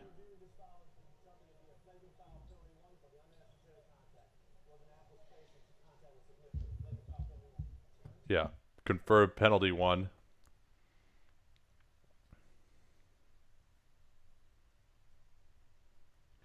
And LeBron, couple of free throws here. Interesting that no Steve Javie since this is TNT's. They actually get the real NBA interpretation, but LeBron misses the free throw. Yeah, actually, worth remembering too, in that tough start to the quarter for the Nuggets, they got a Jamal Murray foul and he just missed 2 free throws. So their process wasn't as bad as it looked when they were getting outscored right at the beginning of the half, and LeBron does hit the second. So that's a net loss of 1 point, and theoretically, obviously, if Jamal Murray commits another flagrant, that could be a problem. But generally speaking, I think that's not a huge swing. Yeah, again, I think the Lakers, if they want to get better offensively, Davis at center, forcing Jokic to match up with him is the way to do it. Here's AD on the pick and pop. That is a deep 3. And now Jokic goes down. Another foul committed by Dwight Howard. Is that his 4th? It is his 4th. Yeah, I think this is one of the reasons that was cited for not starting Howard in game 2. Yeah, and he just runs right into the back of him. And good job by Jokic selling that contact. You can usually get away with that a little more if you use your butt, but he really threw the shoulder into him. Yeah, and Jokic had position for the rebound, and you can't knock somebody out of position just by pushing them away. Jokic up top, off the dribble against Howard, hands it off to Murray. Murray is open over Howard. Wow, brick off the heel of the rim. LeBron looking to accelerate in transition. Now he'll pull up over Grant. That's off. Shooting hasn't been great here of late. Murray back to Jokic. Underneath. What a look to Milsap, but AD runs him down. Somehow they get it to Gary Harris, and the foul is committed by Green. And this is a high foul start of the third quarter for the Lakers. That's 3 already, and so the Nuggets are just 1 foul away from being into the bonus, and with less than 3 minutes gone in the third. And Paul Millsap has absolutely not even the slightest thought of attempting to go up against Anthony No. Davis inside, which is probably a good decision. Now they get the switch. We've seen little of this switch so far in this game. Jokic into the lane, has to get it out to Grant. Late clock, he'll try LeBron, and LeBron is called for the foul. And that's 4 on the Lakers, so the Nuggets are shooting free throws the rest of the quarter. Yeah, this is interesting that they finally, these last 2 possessions, remember Howard contesting that Murray 3 and KCP switching out onto Jokic. They've gotten that switch, which we haven't seen nearly as much of in this game as last time. So keep monitoring how they're going to try and play Jokic and Murray. I imagine they'll try some different looks. I'm guessing you're on board, but how do you feel about Vogel keeping Dwight Howard on with his 4 fouls? Yeah, I think you stick with them. They don't want to go back to JaVale here. They're going to close the game likely with Davis at center, you would think. Yeah, so my larger scale thing is that if a player's not closing a game, the normal rules for foul trouble don't apply. And now LeBron loses that out of bounds. No, they're going to say it was off the Nuggets. Never mind. So Denver now 1 out of 4 on these free throws. Here's Davis off the screen from Green. This series might have the most screens for 7-footers to the elbow that we've ever seen. Here's Murray against Davis. Has to kick it out. Grant, 3-pointer. Yeah, that goes down. They needed that one. Jeremy Grant has worked on his shot tirelessly since his time in Philadelphia. Now it's Jokic against Green, trying to post up Howard on Milsap, his old teammate. Davis against Murray at range. Jab step. Tries to go into him. Intercepted by Grant. Now Grant has Davis and LeBron back. Grant goes all the way in and scores on both of them. What a play. Yeah, and Davis went for the strip, didn't get it, so Jeremy Grant had his right hand free for the finish, and it's up to a 12-point lead. That 5-0 run by the Lakers completely erased +2 for the Nuggets. Yeah, what a finish there from Jeremy Grant off the interception, and they tried Davis against Murray. He held up well, and then Grant intercepted. And that is now, according to ESPN's box score, 18 points off turnovers for the Denver Nuggets in this game. Yeah, the Lakers they really are continuing to bang their heads against that brick wall inside rather than they just don't have a good enough shooting lineup out there right now. This is actually one of their slightly better ones, frankly. Yeah. Question from Jake X. Is Josh Richardson viewed as a positive asset around the league? Could he be included in a Horford 3-team trade so they don't have to include as many picks? Yeah, he's a positive asset, but it's a more muted one because while the team acquiring Richardson would have full bird rights on him, the assumption will be that he's properly paid and unrestricted in 2021. So you're basically acquiring an expiring contract and the right to pay him fair market value in 21. So yeah, it helps, especially if you're a team that wants what Richardson that wants what he brings. But I don't think it moves the deal too much. And also one of the real challenges with an Al Horford trade is Horford's value has to be at or close to its nadir. So that means moving him now, which they might have to do just to save money. It's really bad timing from that perspective. You guys ever thought of showing you guys in a smaller box and showing a bigger view of the game? Yeah, just need about $2 billion more per year to afford the rights to do that, and then we should be good. But we did do NBA League Pass broadcast this year where we actually were able to do it on top of the game. So we appreciate you guys being willing to sync up to do it this way. And we realize there's a barrier to entry for that, but thanks for joining us and syncing up and staying with us here. I've got the question, is Danny Green's shooting worrying? Not particularly. I think that he needs to take the shots that are open within the flow of the offense, and I think that he's done that reasonably well, and you assume the percentages will eventually even out.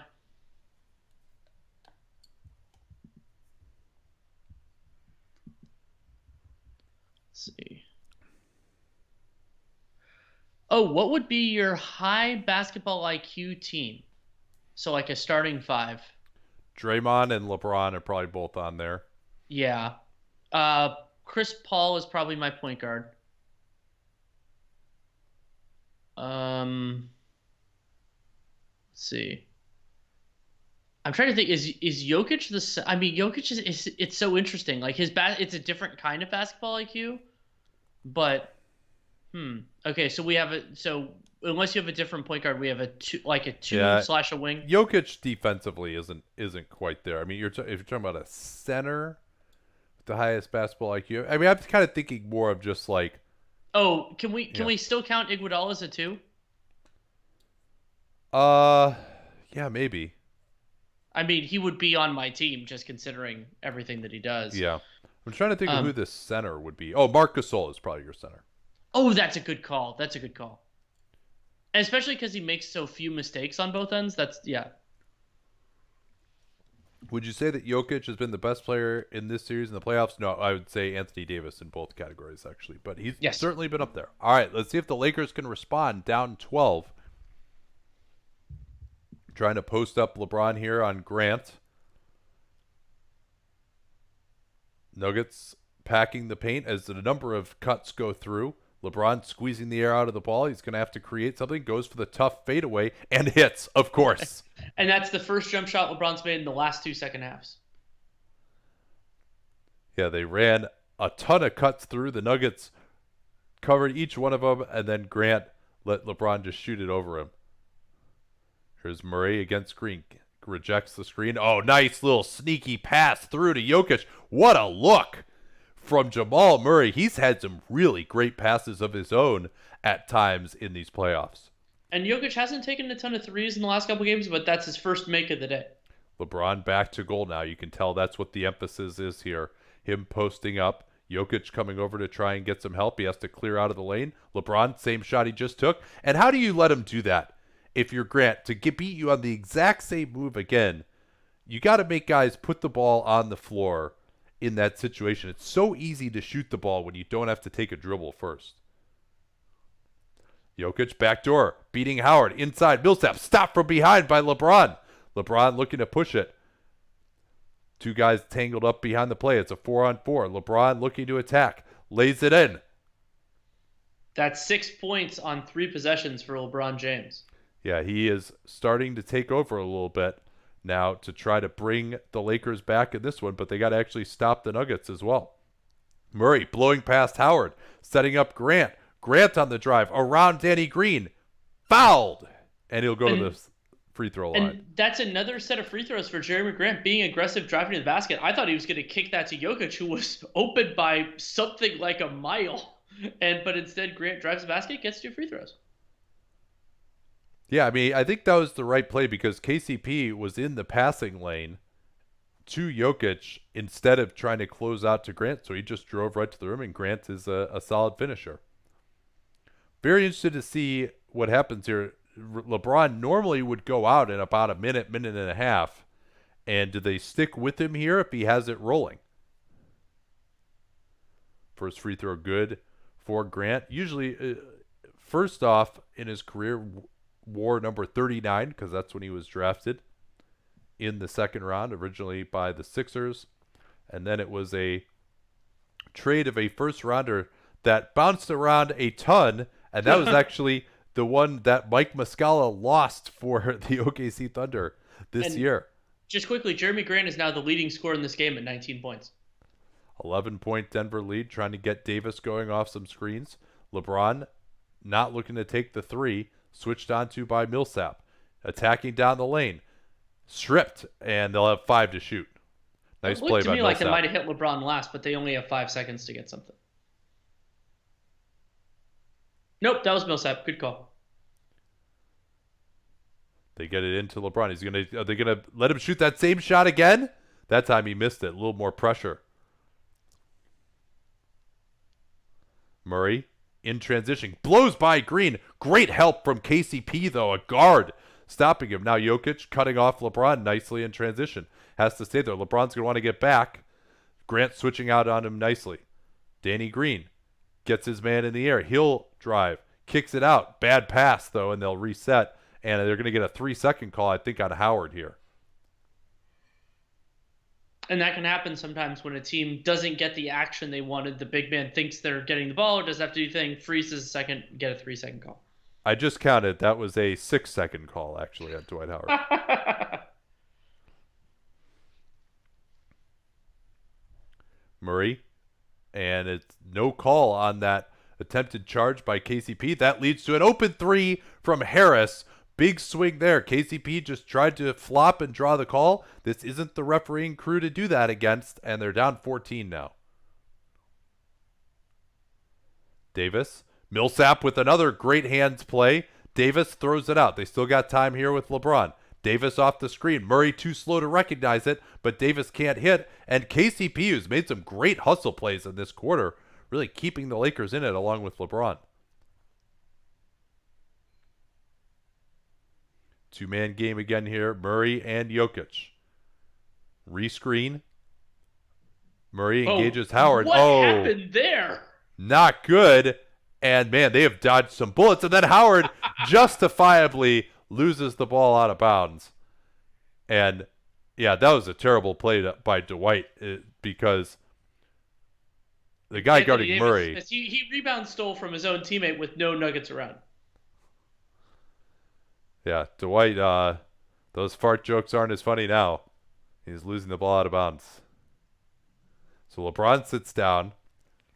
Nuggets continuing to restore order. They survive the onslaught from LeBron James, and now he'll head to the bench. But this, of course, has been a time when the Lakers have largely controlled things. Flex action again. Murray off the Jokic screen. KCP goes down. Jokic, just such a beautiful floater. He might have the best. He and Trae Young are probably the two best floaters in the league. Here's Rondo on the drive. He gets through for the layup. Yeah, and that was a better aggressive attack. Got there before Jokic could recover. And remember, Rondo was abysmal in the first half. Murray behind Jokic, but it goes right to Morris for his preferred mid-ranger that he cannot miss in the playoffs.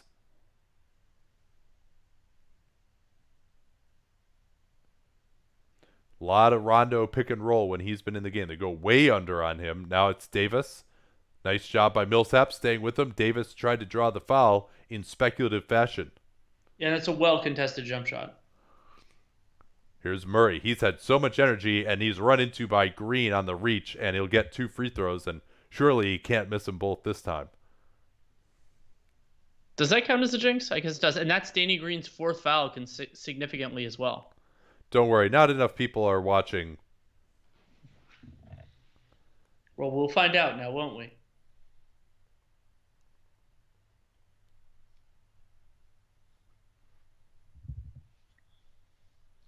Yeah, and the Lakers, remember, they cut the lead to 5 and kind of wondered if the momentum after those 5 KCP points was going to be there. And Denver's outplayed them really since then, hit a couple of shots. But also, I mean, I think they've gotten better looks so far, too.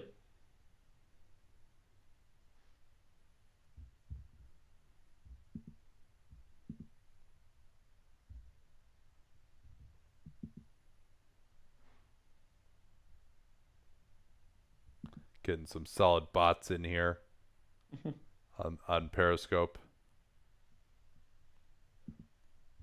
Murray hitting a couple, and this is now, again, 16 the lead for Denver. They, after having it cut to 5, they've extended back out. Trying to force Rondo away from the screen. They're trying to go under on him, and you see the fight between Davis and Murray. Davis trying not to let him go under. Here's KCP on the tough double pumping 3. Morris contested well. Milsap going to try Markieff Morris. Murray swings it around. Milsap got it late as Morris did a great job of getting all the way out to the corner. Milsap on the spin, going at Davis. And the tip by Jokic. The no call. Davis wanted the offensive foul and perhaps should have gotten it. Millsap certainly can get liberal with that offensive foul. Yeah, and great job by Jokic following up his teammate's shot, getting 2 points there. Not sacrificing anything in transition defense, partially because the tip-in went in. And there's that play that they've liked to run with the good passer at the top. Harris and Millsap talking about how they want to deal with that play as Millsap got the arm on Davis. That's been probably the Lakers' best play here, the screen out of the corner with a guard. And while the Nuggets have been in the bonus forever, that's only their 3rd team foul, and we're a minute away from the final 2 of the quarter.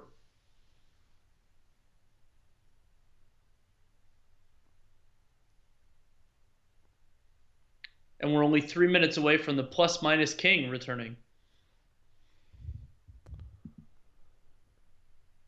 Get it into Rondo here.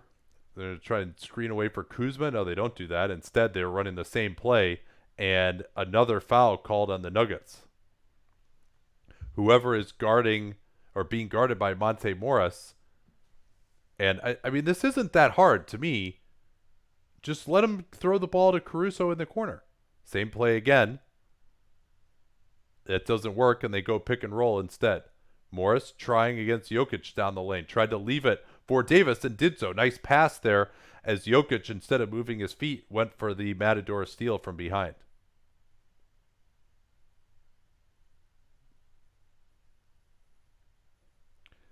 Murray has Kuzma on him. Going to take him one-on-one. Crossing over. Oh, look at that Oof, separation. That was nasty. Ankles on that one. And Kuzma continuing. He has not been good defensively against the Rockets one-on-one and now against Denver. Craig trying to work to deny Davis in the post, forcing him out nicely. Help coming from Monte Morris at the nail. They swing it. Kuzma on the drive. Good help from Jokic, and they throw it away. Great defense again by the Nuggets. And Kuzma, I think he rushed that pass. He didn't just kind of thought he threw to the corner. And that was a bad pass by Kuzma. It wasn't anything on Rondo there. Yeah, although part of the problem there, Danny, is Rondo isn't really standing somewhere where he should be. He starts that possession standing under the rim, and then he backpedals into the corner. Well, I don't know why he needs to be under the rim to start that possession. And now, little offensive foul here on Craig. Caruso, I think he's been involved in 3 fouls off the ball in his favor in the last, 3 minutes here. Yeah, Craig does hop into him there. Good call. You got to wait for the guy to create the contact by coming to you.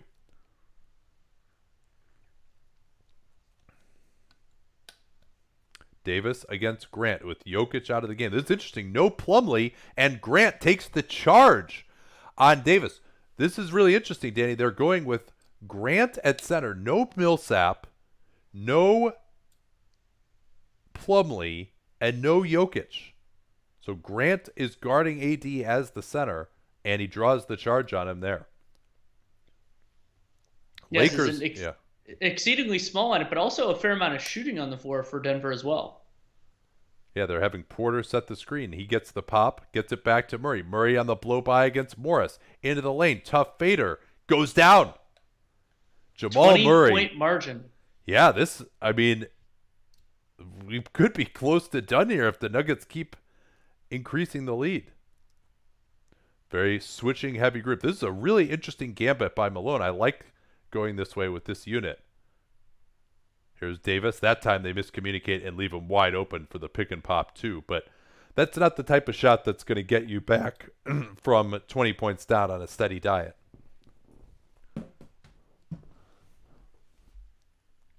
Morris against Kuzma.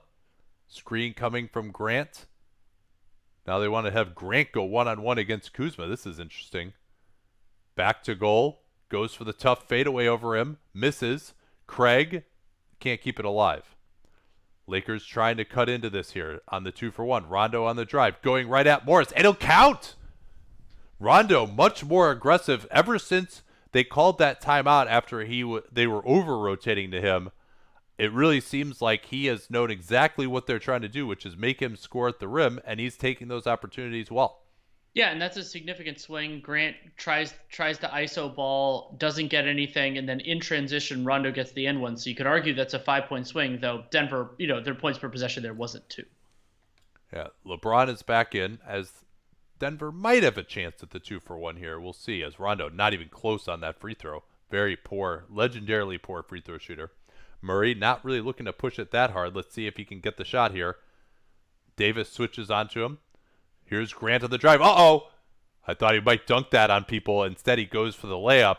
And now they don't get the 2-for-1, but that was a nice play as Grant blew by Caruso. Rondo in pick and roll switched onto by Grant. They still got plenty of time to get Davis the mismatch, but they switch back. 7 on the clock. LeBron going to try and go at Porter. Steps back. Not much of a contest. Misses anyway. Craig has a little time here. He'll get it off from half. Ooh, and it hit the rim, but does not go down. So, Well, and yeah. I don't love the process there of trying to get you go into the last shot of the quarter, getting LeBron on somebody else. I would have rather gone with the Clippers had, or sorry, the Nuggets had two smalls on the floor. Monte Morris, you can try to get him in the action instead of Michael Porter Jr. Not that Porter Jr. is some stalwart defender, but still, I think that would have been better. So let's talk about bookies.com for the final night tonight. If you were someone who wanted to bet on the Denver Nuggets, you are looking pretty darn good. And at bookies.com, you could have clicked through to their great legal betting deals. Some of the things that they offer: Unibet, deposit $600 and get a $600 risk-free bet plus $30 in free bets from Unibet. And they've also got great deals with PointsBet, BetMGM as well, and great live updating information as well. Yeah, and also their expert picks, Adam Thompson, Mark Stropman, and live odds, and really whatever you're looking for there. And it's a lot of great information as well. And you can follow them on Twitter, and you can also support them because they're supporting us by helping make this show, and we love doing it.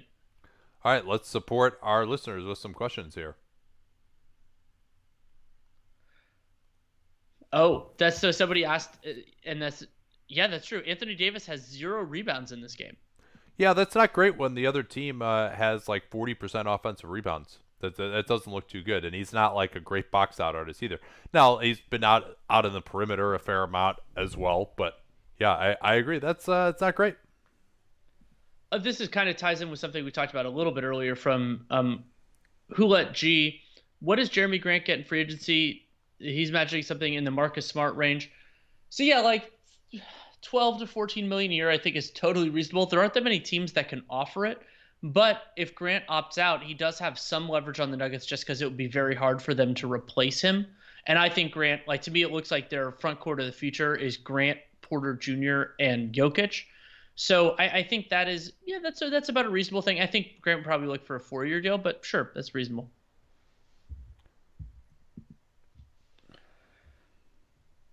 Would you be playing more of Monte Morris and Jamal together as Malone? Yeah, I think you can consider it. One of the interesting dynamics in this series, you and I talked about it beforehand, is that the Lakers don't really have a lot of guards that can punish teams for going small, especially small on the perimeter. Now, you don't want those guys necessarily switched onto LeBron and AD, but I think the Nuggets have done a really good job there. So having another capable ball handler, Morris has been rock solid on his twos.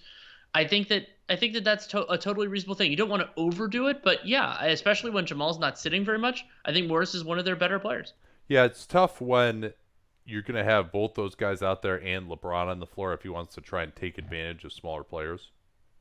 Yes, but I think it's a great piece of counter programming to do it, especially when LeBron's not on the floor. Yeah, and that's largely when they've played that group. Right. So it is a 16-point margin at the beginning of the fourth. 18-point margin. Oh, okay. 18-point margin. Where's your threshold here? Like for the Lakers, you want to try to get it to 10 within like 6 minutes? Yeah, I've always kind of thought that question is a little weird because it's true. Because it's like, so you're gonna try really hard now and then you don't have to later. It's like, no, you try to get back as many points as you can on every possession in theory. Here's Rondo again on the blow by. Man, he has really been. This is probably the best rim attacking game that we've seen from him. And Jamal Murray says, my bad, because he iced him and the call really hadn't been made. He shouldn't expect that they're going to ice that play. And now Porter Jr. is going to just run over Caruso. That's a 4th off-ball foul that Alex Caruso has drawn in this stint, and a clear foul there from Porter. Yeah, Porter Jr. just didn't stop running, and Alex Caruso was standing right there.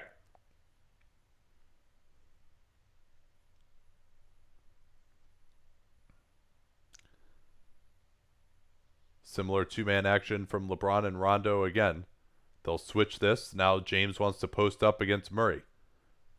Craig looking to come over and help. They get it to Rondo. Swing it around. Good defense from Morris. Kuzma on a tough floater is way off, and it's saved by the Nuggets. They're looking to push up again here with Monte Morris. Morris off the screen from Grant. Has room. Now they want to post up Grant on Rondo. Double comes from LeBron. Grant, not a great passer, goes through it, and it somehow gets to Torrey Craig. LeBron went down thinking he got elbowed, and another bucket for Denver. On a screen for LeBron here. So it's AD and LeBron and Rondo all in. Rondo taking the step back. That misses. Murray controls. That was not the shot he's been making in this game. No, and noteworthy here, Danny, that they're leaving. Murray just goes right in for the dunk. What atrocious transition defense by the Lakers. AD just jogs back. Rondo with the complete Matador move. LeBron never moves. Vogel with a timeout. That's just about as enraging as it gets for any coach, for a guy to just go right down the middle on a semi-fast break like that. And so this has been AD. They noted the 0 rebounds. He just hasn't had much of an effect defensively other than a couple of stops on Milsap. They've got Jokic out of the game. AD and LeBron both in. AD would normally be out right now, and they're still getting worked. Well, and one way of describing the Nuggets' offensive performance in this game is that if you use the kind of the zone shot chart that you and I use, the Nuggets are green in every zone but the left corner for 3, where they're 2 of 6. 5 of 9 on floaters, 5 of 8 on mid-rangers, 16 of 21 in the restricted area. And then when you also factor in the offensive rebounds and you factor in that they've had 23 free throws, they have made more than the Lakers have attempted. That's another huge advantage for Denver. Yeah, so the Denver Nuggets right now, 131 offensive rating against this vaunted Lakers defense. And the Lakers just aren't playing well enough. They're not playing hard enough. Rondo has been a complete sieve. Davis hasn't been himself. LeBron has made like a couple of plays, but that's about it. And, I don't think that the Nuggets' shooting luck has been particularly ridiculous. They're 39% offensive rebounds, much of that, of course, in the first half. When they had 47% offensive rebounds is a major problem. The Lakers' overall effort today has been pretty poor, and then you throw that in with their offensive woes, where they've got the 13 turnovers. James has 5 of them. They're not really getting anything from three-point range, only 5 out of 19. The only time they looked even remotely decent was when they went on a nice run of hitting their 3 three-pointers in a row, but now they're missing those again, and they can't even hit anything at the line. They're not getting to the line. So this Denver effort and their strategy has been superior in this game. Yeah, no arguments there for me. Question from Scott. What do the Nuggets do with Millsap next year? Bird writes and they're over the cap, but he's not great. I think what you do is you say, here's the number that we're willing to pay. That like there's a line in the sand and you're like, we're willing to pay you up to this number. And then if he gets more than that somewhere else, kudos to him, you replace him. I don't think Millsap's going to be starting for them next year. They'd love to have him back. He's a wonderful stabilizing force. But especially if the luxury tax is a hard line, which it shouldn't be, I wish it were not, then it becomes like a situation where you just can't pay Millsap too much. Who's on your all tunnel vision team? Porter Jr. might be up there. Just yeah. Of that's guys a that great we're looking call. at now. Schroeder, as a point guard, he's got to be up there pretty high. Let me think of some other guys. Kyrie actually can really get into a lot of tunnel vision at times. He's never really been a great passer. Giannis has it as a driver. Oh, Colin Sexton. Colin Sexton is the guy. Colin Sexton is fantastic. Yeah, he's the point guard on that team. Yeah, he basically, for a guy his size, averaging as many points as he does, has basically the lowest assists per game of anyone ever. And it's not like his teammates are blowing a bunch of potential assists for him. He's just not making those passes. We're back. Right. Yeah, Lakers trying to run some quick action here on both sides of the floor. Davis tries to draw the foul. Can't.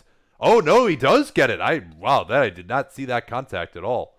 I think he stepped into 2-point range on this one. No, he didn't. Yeah, I mean, that one is, again, a completely ridiculous shot motion. But, no, I mean, he's got his foot outside the 3-point line. It's just that I just don't like that call always seems to go in favor of the offensive player.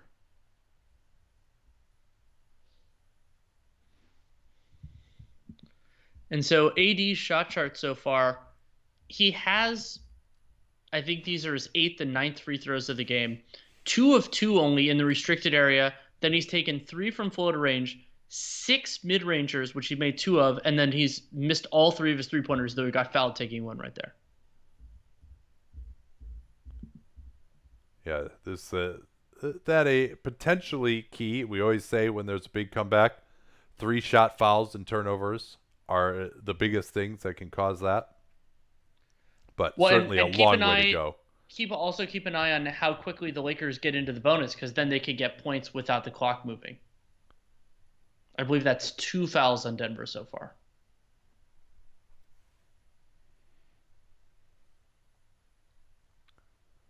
Murray off of 2 screens with Jokic still on the bench here. Porter Jr. big three.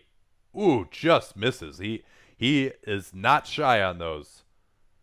Here's LeBron, his 3-pointer. Uh-oh. A little bit of a start here now for the Lakers. And LeBron, that's good offense there to hunt that shot down by 17 points in the fourth. If you can get an open 3, take it. See how long Malone is going to stick without Jokic here. Crossover by Murray. Gets into the lane. Man, his shot making just from everywhere on the floor has been so good in these playoffs. And his passing's been better too. Good job by Murray loading to LeBron. Now LeBron trying to get past Craig, and he's tripped, but no foul or no shooting foul will be given.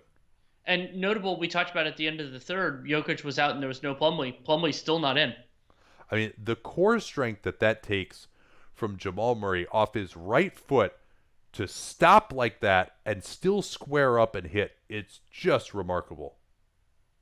LeBron looking for the lob to AD. Grant doing a great job on him. Caruso tries to drive the front, leaves it for Kuzma. Great job there by Caruso. Whenever a post player is being fronted, that's a great time to try to drive to the basket because you know that the help is going to be outside of your own man. Here's Grant. Quick 3 over Davis. Lakers looking to cut into the 14-point advantage. LeBron out to Rondo. Closed down by Murray. Davis trying to post up deep on Grant. Rondo tries to drive. Cut off that time. Davis gets his shot partially deflected by Grant. Ahead, Porter. Morris, another quick 3. They are not exactly running the prevent offense here. Here's Davis on the dunk, and I think Malone will take the timeout now. Those are 2 very quick shots by 3. The Denver Nuggets. The Porter Jr. one too. Yeah, all quick 3-pointers where if they just run a little more time off, there'd be a minute less left in the game right now. So Jokic will surely return here, you would think. Question from your man Rick. Who, if anybody, will the Nets let go of this offseason? Nate and I were talking about this. I brought this up in the shooting guard free agent pod that we did. That was Sunday night, Monday morning, about the Garrett Temple. Like, I think they might decline the team option on Garrett Temple just because A, I don't know where his market value is going to be, and B, it would just be so expensive if they bring back Joe Harris. So I could see Garrett Temple being gone. I think Harris will be back, but that might be one of the trimmings that they do.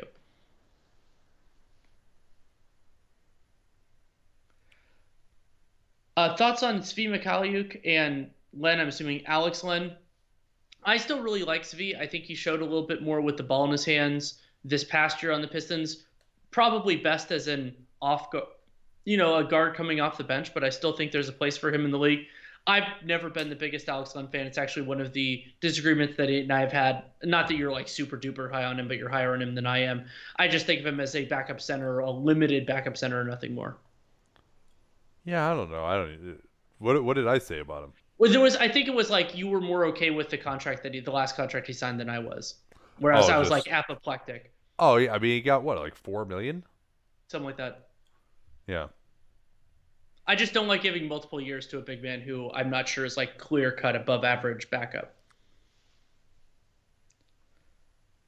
Does Grant have all defense potential? Oh yeah, absolutely. I mean, he's done a good job as a on ball defender in this. Then he can do things in a help capacity. I don't think he has defensive player of the year potential, but all defensive team, sure, it's possible. Yeah, and his acquisition has been so key to these last two series for the Nuggets to guard Kawhi Leonard competently. I mean, they really just didn't have anybody last year that could have done that theoretically. And, Craig is probably a little bit too small, a little too foul prone, too limited offensively. And Grant obviously deserves a lot of credit for upping his 3-point volume to the point where he can credibly play at the three in these playoffs as well. What weak side actions does the Lakers run? It's a lot of ball watching, fadeaways, and step backs. I don't know that it's a specific action, but I agree that there, especially when LeBron has the ball like in an isolation, there's a lot of stand back and watch him work, and it can be hard to do those efforts. We've talked about this a lot. I think it was game 2 of Heat Celtics where the Heat off ball players were putting in a lot of work. It's hard to ask that, but that I think that would help the Lakers offense a lot, especially in crunch time, which now we actually have a chance of seeing in this game, depending on where the next few minutes go. Yeah, with it down to 12, and we'll see if things stabilize with Jokic. Worth watching the minutes for Davis. I don't believe he's come out yet in this half. He's already on 34 minutes. And Jamal Murray, who just plays 44 minutes a game, no problem every game, it seems like.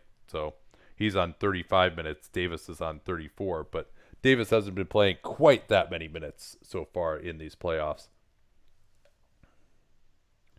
Jokic is, in fact, back. We'll see whether Murray remains on the floor as well. Porter Jr., Grant, and yes, there is Jamal Murray. Porter trying to attack LeBron. Back out, Jokic wants to get Murray against Caruso. Rondo with the quick help. Another dunk coming here for the Lakers with LeBron in transition as 10. Nuggets offense is really what has been betraying them here with the quick shots and then the turnover there, leading to an easy run out. Yeah, and it's a 14-6 start of the fourth quarter for the Lakers. So they've got Caruso right now guarding. This is a zone for the Lakers. Interesting. Now it's LeBron on Jokic. Grant attacking Caruso. Goes into Davis. Tough pass. And Caruso intercepts. This could be another fast break for the Lakers. Oh, and Rondo just lost it. I don't know why Davis went back to Rondo. He had Kuzma wide open for a dunk. Yeah, should have looked to the right, better finisher there, and not as much attention. So they're in this zone still. This is a 2-3 look. Morris has Porter Jr. Oh, what an acrobatic play. They're going to wave off. I don't think that was in the cylinder. No, I don't think it was either. That's a really bad camera angle. They should challenge this. The Nuggets should absolutely challenge this. Yeah, I don't believe that was in there, but they're not going to challenge it. And here's Davis. He's going to score off the pick and roll. And another timeout from Malone now. Well, if Malone's going to call a frustration timeout then anyway, might as well use the challenge. They only have one timeout left.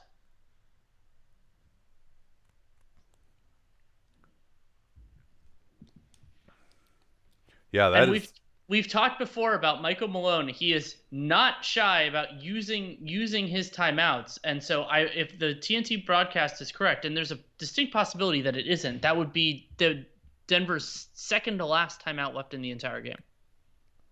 Yeah, and it was once 97-77 in this game. So the Lakers now a 14-2 run to cut it to 8. Can you challenge that? I believe, as long as they called it a goaltend, I believe you can. Yeah, I think you can challenge a goaltend. I mean, I'll confirm that, but I'm pretty darn sure.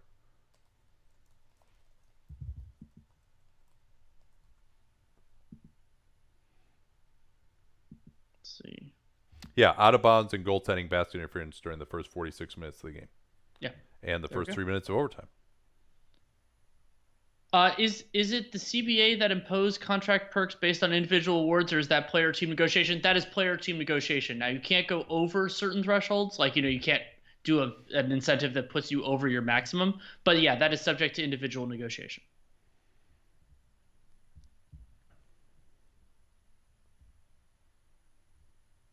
So the Nuggets' offense has been atrocious here. They're back out of that zone. They may go back to it, I think, after this possession, though, just because they didn't want to let him set up a play against the zone. Murray against Rondo. And Rondo picks up a bumping foul out in the perimeter. and that's only the first foul on the Lakers so far. So they actually have some wiggle room here, which they did not in the third quarter.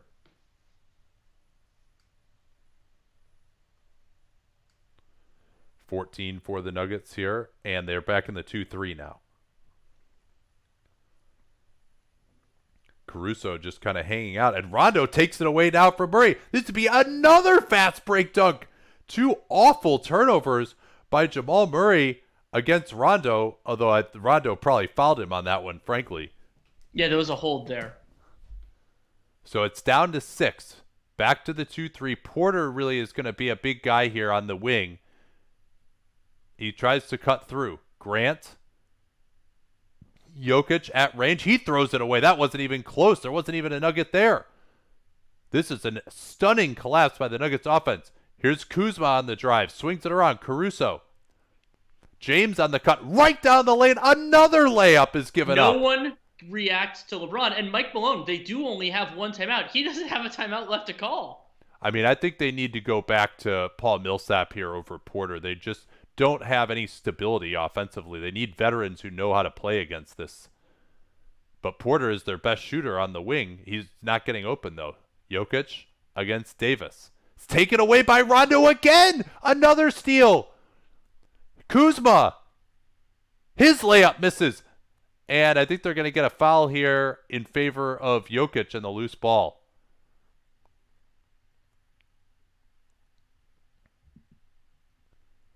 What a stunning collapse by the Nuggets. And Rondo, as terrible as he was defensively in the first half, all of a sudden has come to life here with some ridiculous ball hawking. This might be a shooting foul on Jokic. Yeah, you're right. It is. I missed that. Kuzma was retreating to the other end, but he was just mad that he didn't make the layup. I mean, you got to say the Lakers have got the advantage now here. Well, especially because the Nuggets offense hasn't looked good with something close to their closing lineup. Like it isn't like they're going back to the starters and everything will be fine.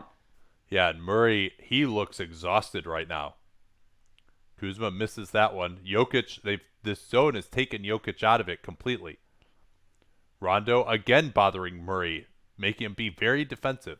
Jokic back to goal. Looks the pass to the corner. The drive from Grant, his floater off the glass. Wow, I don't even know if he was trying for that, but Denver fiending for a bucket right now. They'll take what they can get. Yeah, that reminded me of the KCP bucket on the same basket, the unusual banked runner. LeBron going to try the pick and roll here with Davis. Pick and pop is open. LeBron doesn't throw it to him. Instead, he wants to try it against Jokic. On the hard driving move to his right. Easy money there for LeBron James. And if you're Jokic, you want to try and force him into that step back if you can. Murray rejecting the screen. Jokic really not a ton of energy to get the ball either. Rondo on the hard double team, and he's hacked. Yeah, and that's a good call. I mean, Rondo was aggressive, and sometimes they don't call the small guy coming in there, but he drilled Jokic. Yeah, so fouls starting to pile up a little bit for the Lakers here. See whether that's 3 for the quarter, though. I think they'll probably be okay. Frank Vogel, is he going to stay with this group the whole way? Rondo's been in for a long time now. No, it looks like he's sitting down and KCP replacing him as they go back to that 2-3 look. And the other guy in that zone is guarding Jokic at the nail. Jokic is going to have to take that tough fadeaway. What a ridiculous shot. That's not even close. And Jokic with the intercept, though. Pass by LeBron. Here's Murray right down the lane. Hit by Davis. And on the pass off, but now Denver has drawn 4 fouls in about 2 minutes, and they'll be shooting the rest of the way.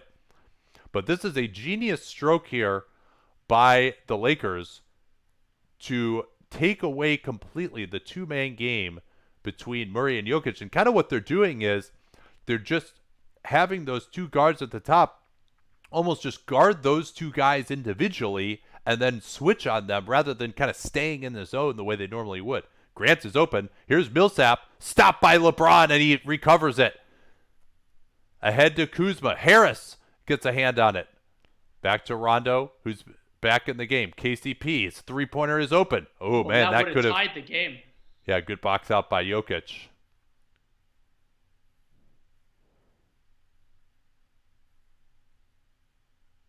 Here's Harris, and what are we going to get here? Another foul. And that's either the fourth or the fifth on the Lakers. That might be the fourth, so it might not be free throws. Yeah, so I'm looking closely to see what they're in here because Rondo is basically just sticking to Jamal Murray the whole time. They might be in like a triangle and 2. Here's a 3 from Harris. That misses. LeBron looking to push ahead again. Lakers, the more energetic team at the moment, and now they're going to back it out. LeBron stepping back to tie it. Missed it by a ton. Oh, he crashes into Harris. That should have been a foul on LeBron. Now they throw it ahead. Grant, he goes down, and a foul is called. Kuzma. So now this will be free throws for the Nuggets. Yeah, the trip by Kuzma on Grant as he tried the Euro step, and Grant lucky to emerge there without a sprained ankle when you step on someone's foot like that. Yeah, and I'm guessing he didn't plant super hard there, which prevented that alleviated some of the torque. Yeah, the Lakers have had a couple of chances now. So I really want to see what this is next time. Like, they might be putting the guards on Jokic and Murray in like a triangle and 2 look. But I'm not sure yet. I mean, this is completely new from the Lakers, what we're seeing here. So, and Frank Vogel is going to take his use it or lose it timeout in between these free throws from Grant to try and force a miss.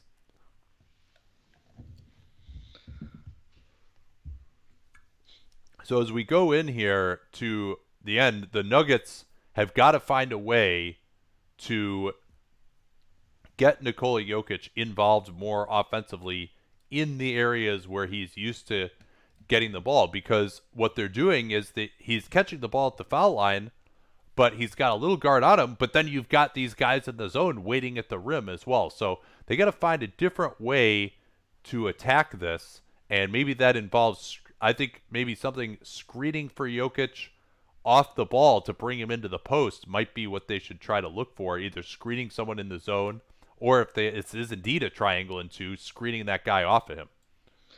Somebody asked, what is a triangle and 2? Do you want to try to explain it a little bit? Yeah, 3 guys are in a zone. That's the triangle. And then 2 guys are in a man-to-man.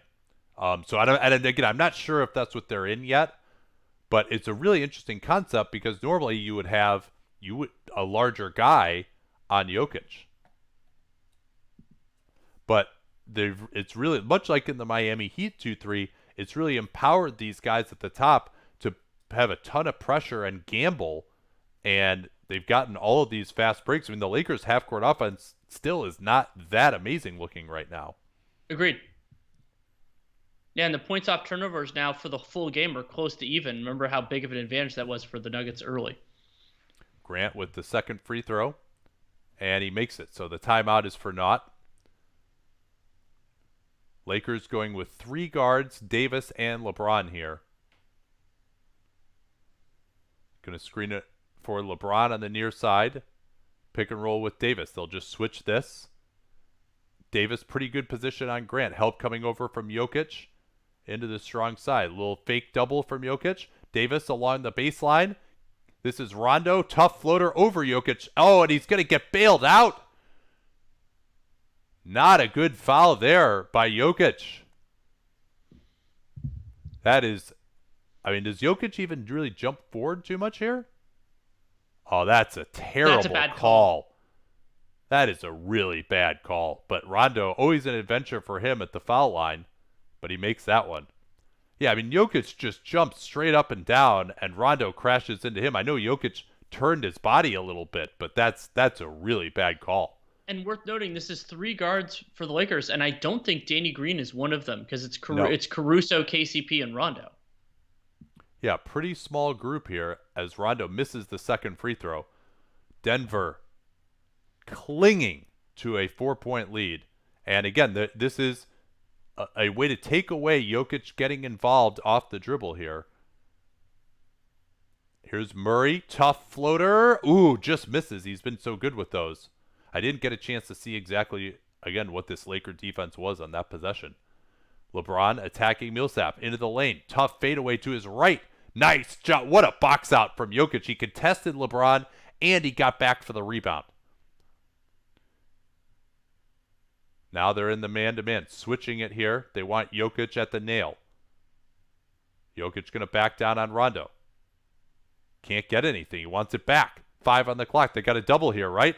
It's Harris. He's going to come in, tried to dunk it, and LeBron, with great help, knocks it out of bounds. It'll go to the LA Lakers, and it seems like the Nuggets are going to have to win this defensively right now. Yeah, Harris actually just lost it off the corner of the backboard. But LeBron intimidated him. Here's Kuzma, pick and pop. Hesitated, short. Nuggets have been excellent on the defensive glass in this stretch. Lakers been stuck without a bucket for some time here. Now it's Murray. These guys look absolutely exhausted. Murray stepping back on Caruso. Oh, what a shot by Murray. He decided to just do it himself, one-on-one against Caruso, and now the Lakers are in difficulty, down 7 with 2 minutes left. Caruso trying to post up. That's not there. They want to involve Jokic in pick and roll again. Lakers do not need to be squeezing the air out of the ball here. Rondo in the corner. Run off. Offensive foul in favor of Paul Millsap. He got hit in the face, apparently. Yeah, Rondo threw his elbow up as he was trying to go around, and that was a great, to me, it looked like a great call to me live. So this is a very limited offensive group for the, let's see, is this going to be a call on Milsap? Oh, that's quite a flop there by Milsap.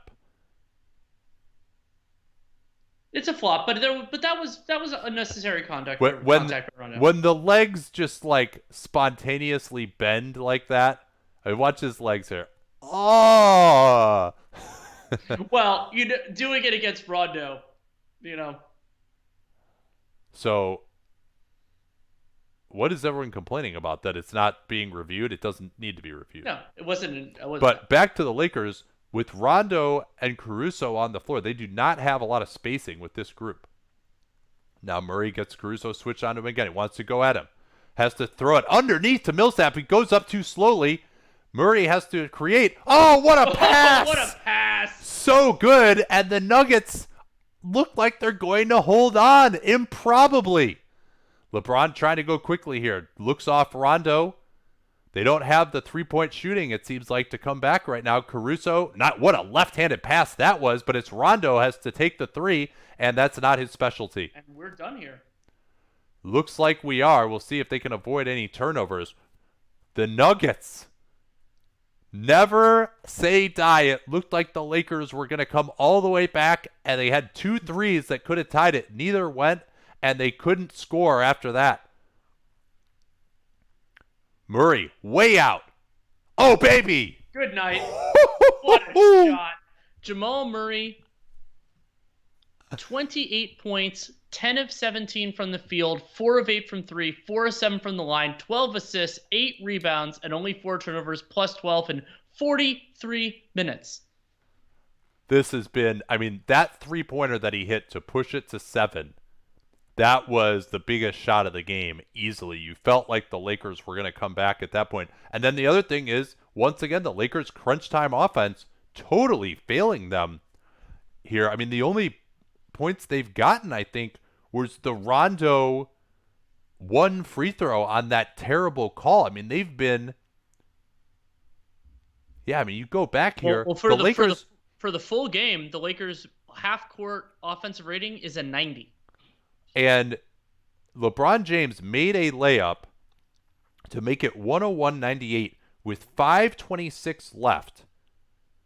And since then, they got a bullshit free throw from Rondo, and that was it. We should check out their shot chart again for the last 5 minutes, because, again, it's just, I think it wasn't totally dribbling the air out of the ball, but I think the biggest problem has been they've got nothing inside, and that's because with Rondo and Caruso, they don't have adequate shooting. And they tried KCP to get a little more out there. They tried Kuzma, and it just was not working. So 12-point game now. we'll never know the drama that this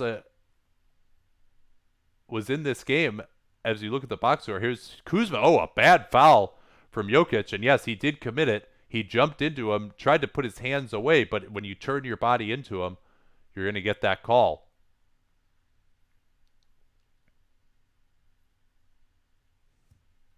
But still decent shape here for Denver. They'll be up at least 9. We should tell people our broadcast plan as well while we have this like last minute of the game that we are, and correct me if I'm wrong, we're planning on doing tomorrow's game, right?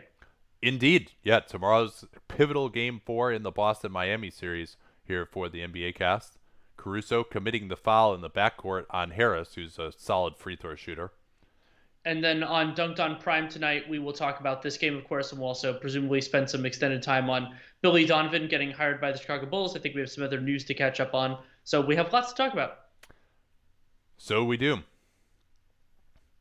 So that one, an interesting decision, I think, by the Lakers to just foul Gary Harris, a solid free throw shooter, with no real attempt even to press or get a turnover. And you can't, if you're fouling him every time, like you're just, as Harris hits the first free throw, you got no shot here. You got to get some turnovers. Yeah, down 9 with 47 seconds to go, though. It's you're looking at all bad plans, but I think that's not the best one for sure.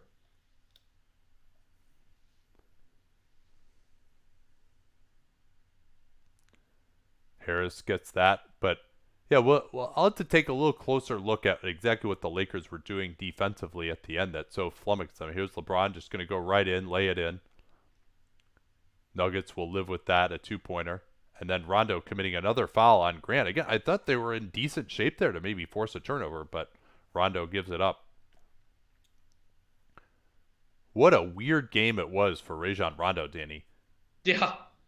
I mean, terrible defensively in the first half and some pretty bad offensive stuff too. And then a linchpin, really, of their comeback in the fourth quarter. And then, once the Nuggets offense settled down, then the limitations really came to the forefront. Yeah, and Anthony Davis certainly will come under scrutiny here. He is going to finish with 27 points on a very efficient night, but I thought he had a very limited impact defensively in this game. And it's going to end up playing 43 minutes. Caruso, quick 3-pointer. That misses, and hopefully now we can be spared the Taylor Jenkins here at the end. So yes, that will in fact do it. Thanks again for joining us, and we'll be back tomorrow, 8:30 Eastern, 5:30 Pacific time. Talk to y'all then.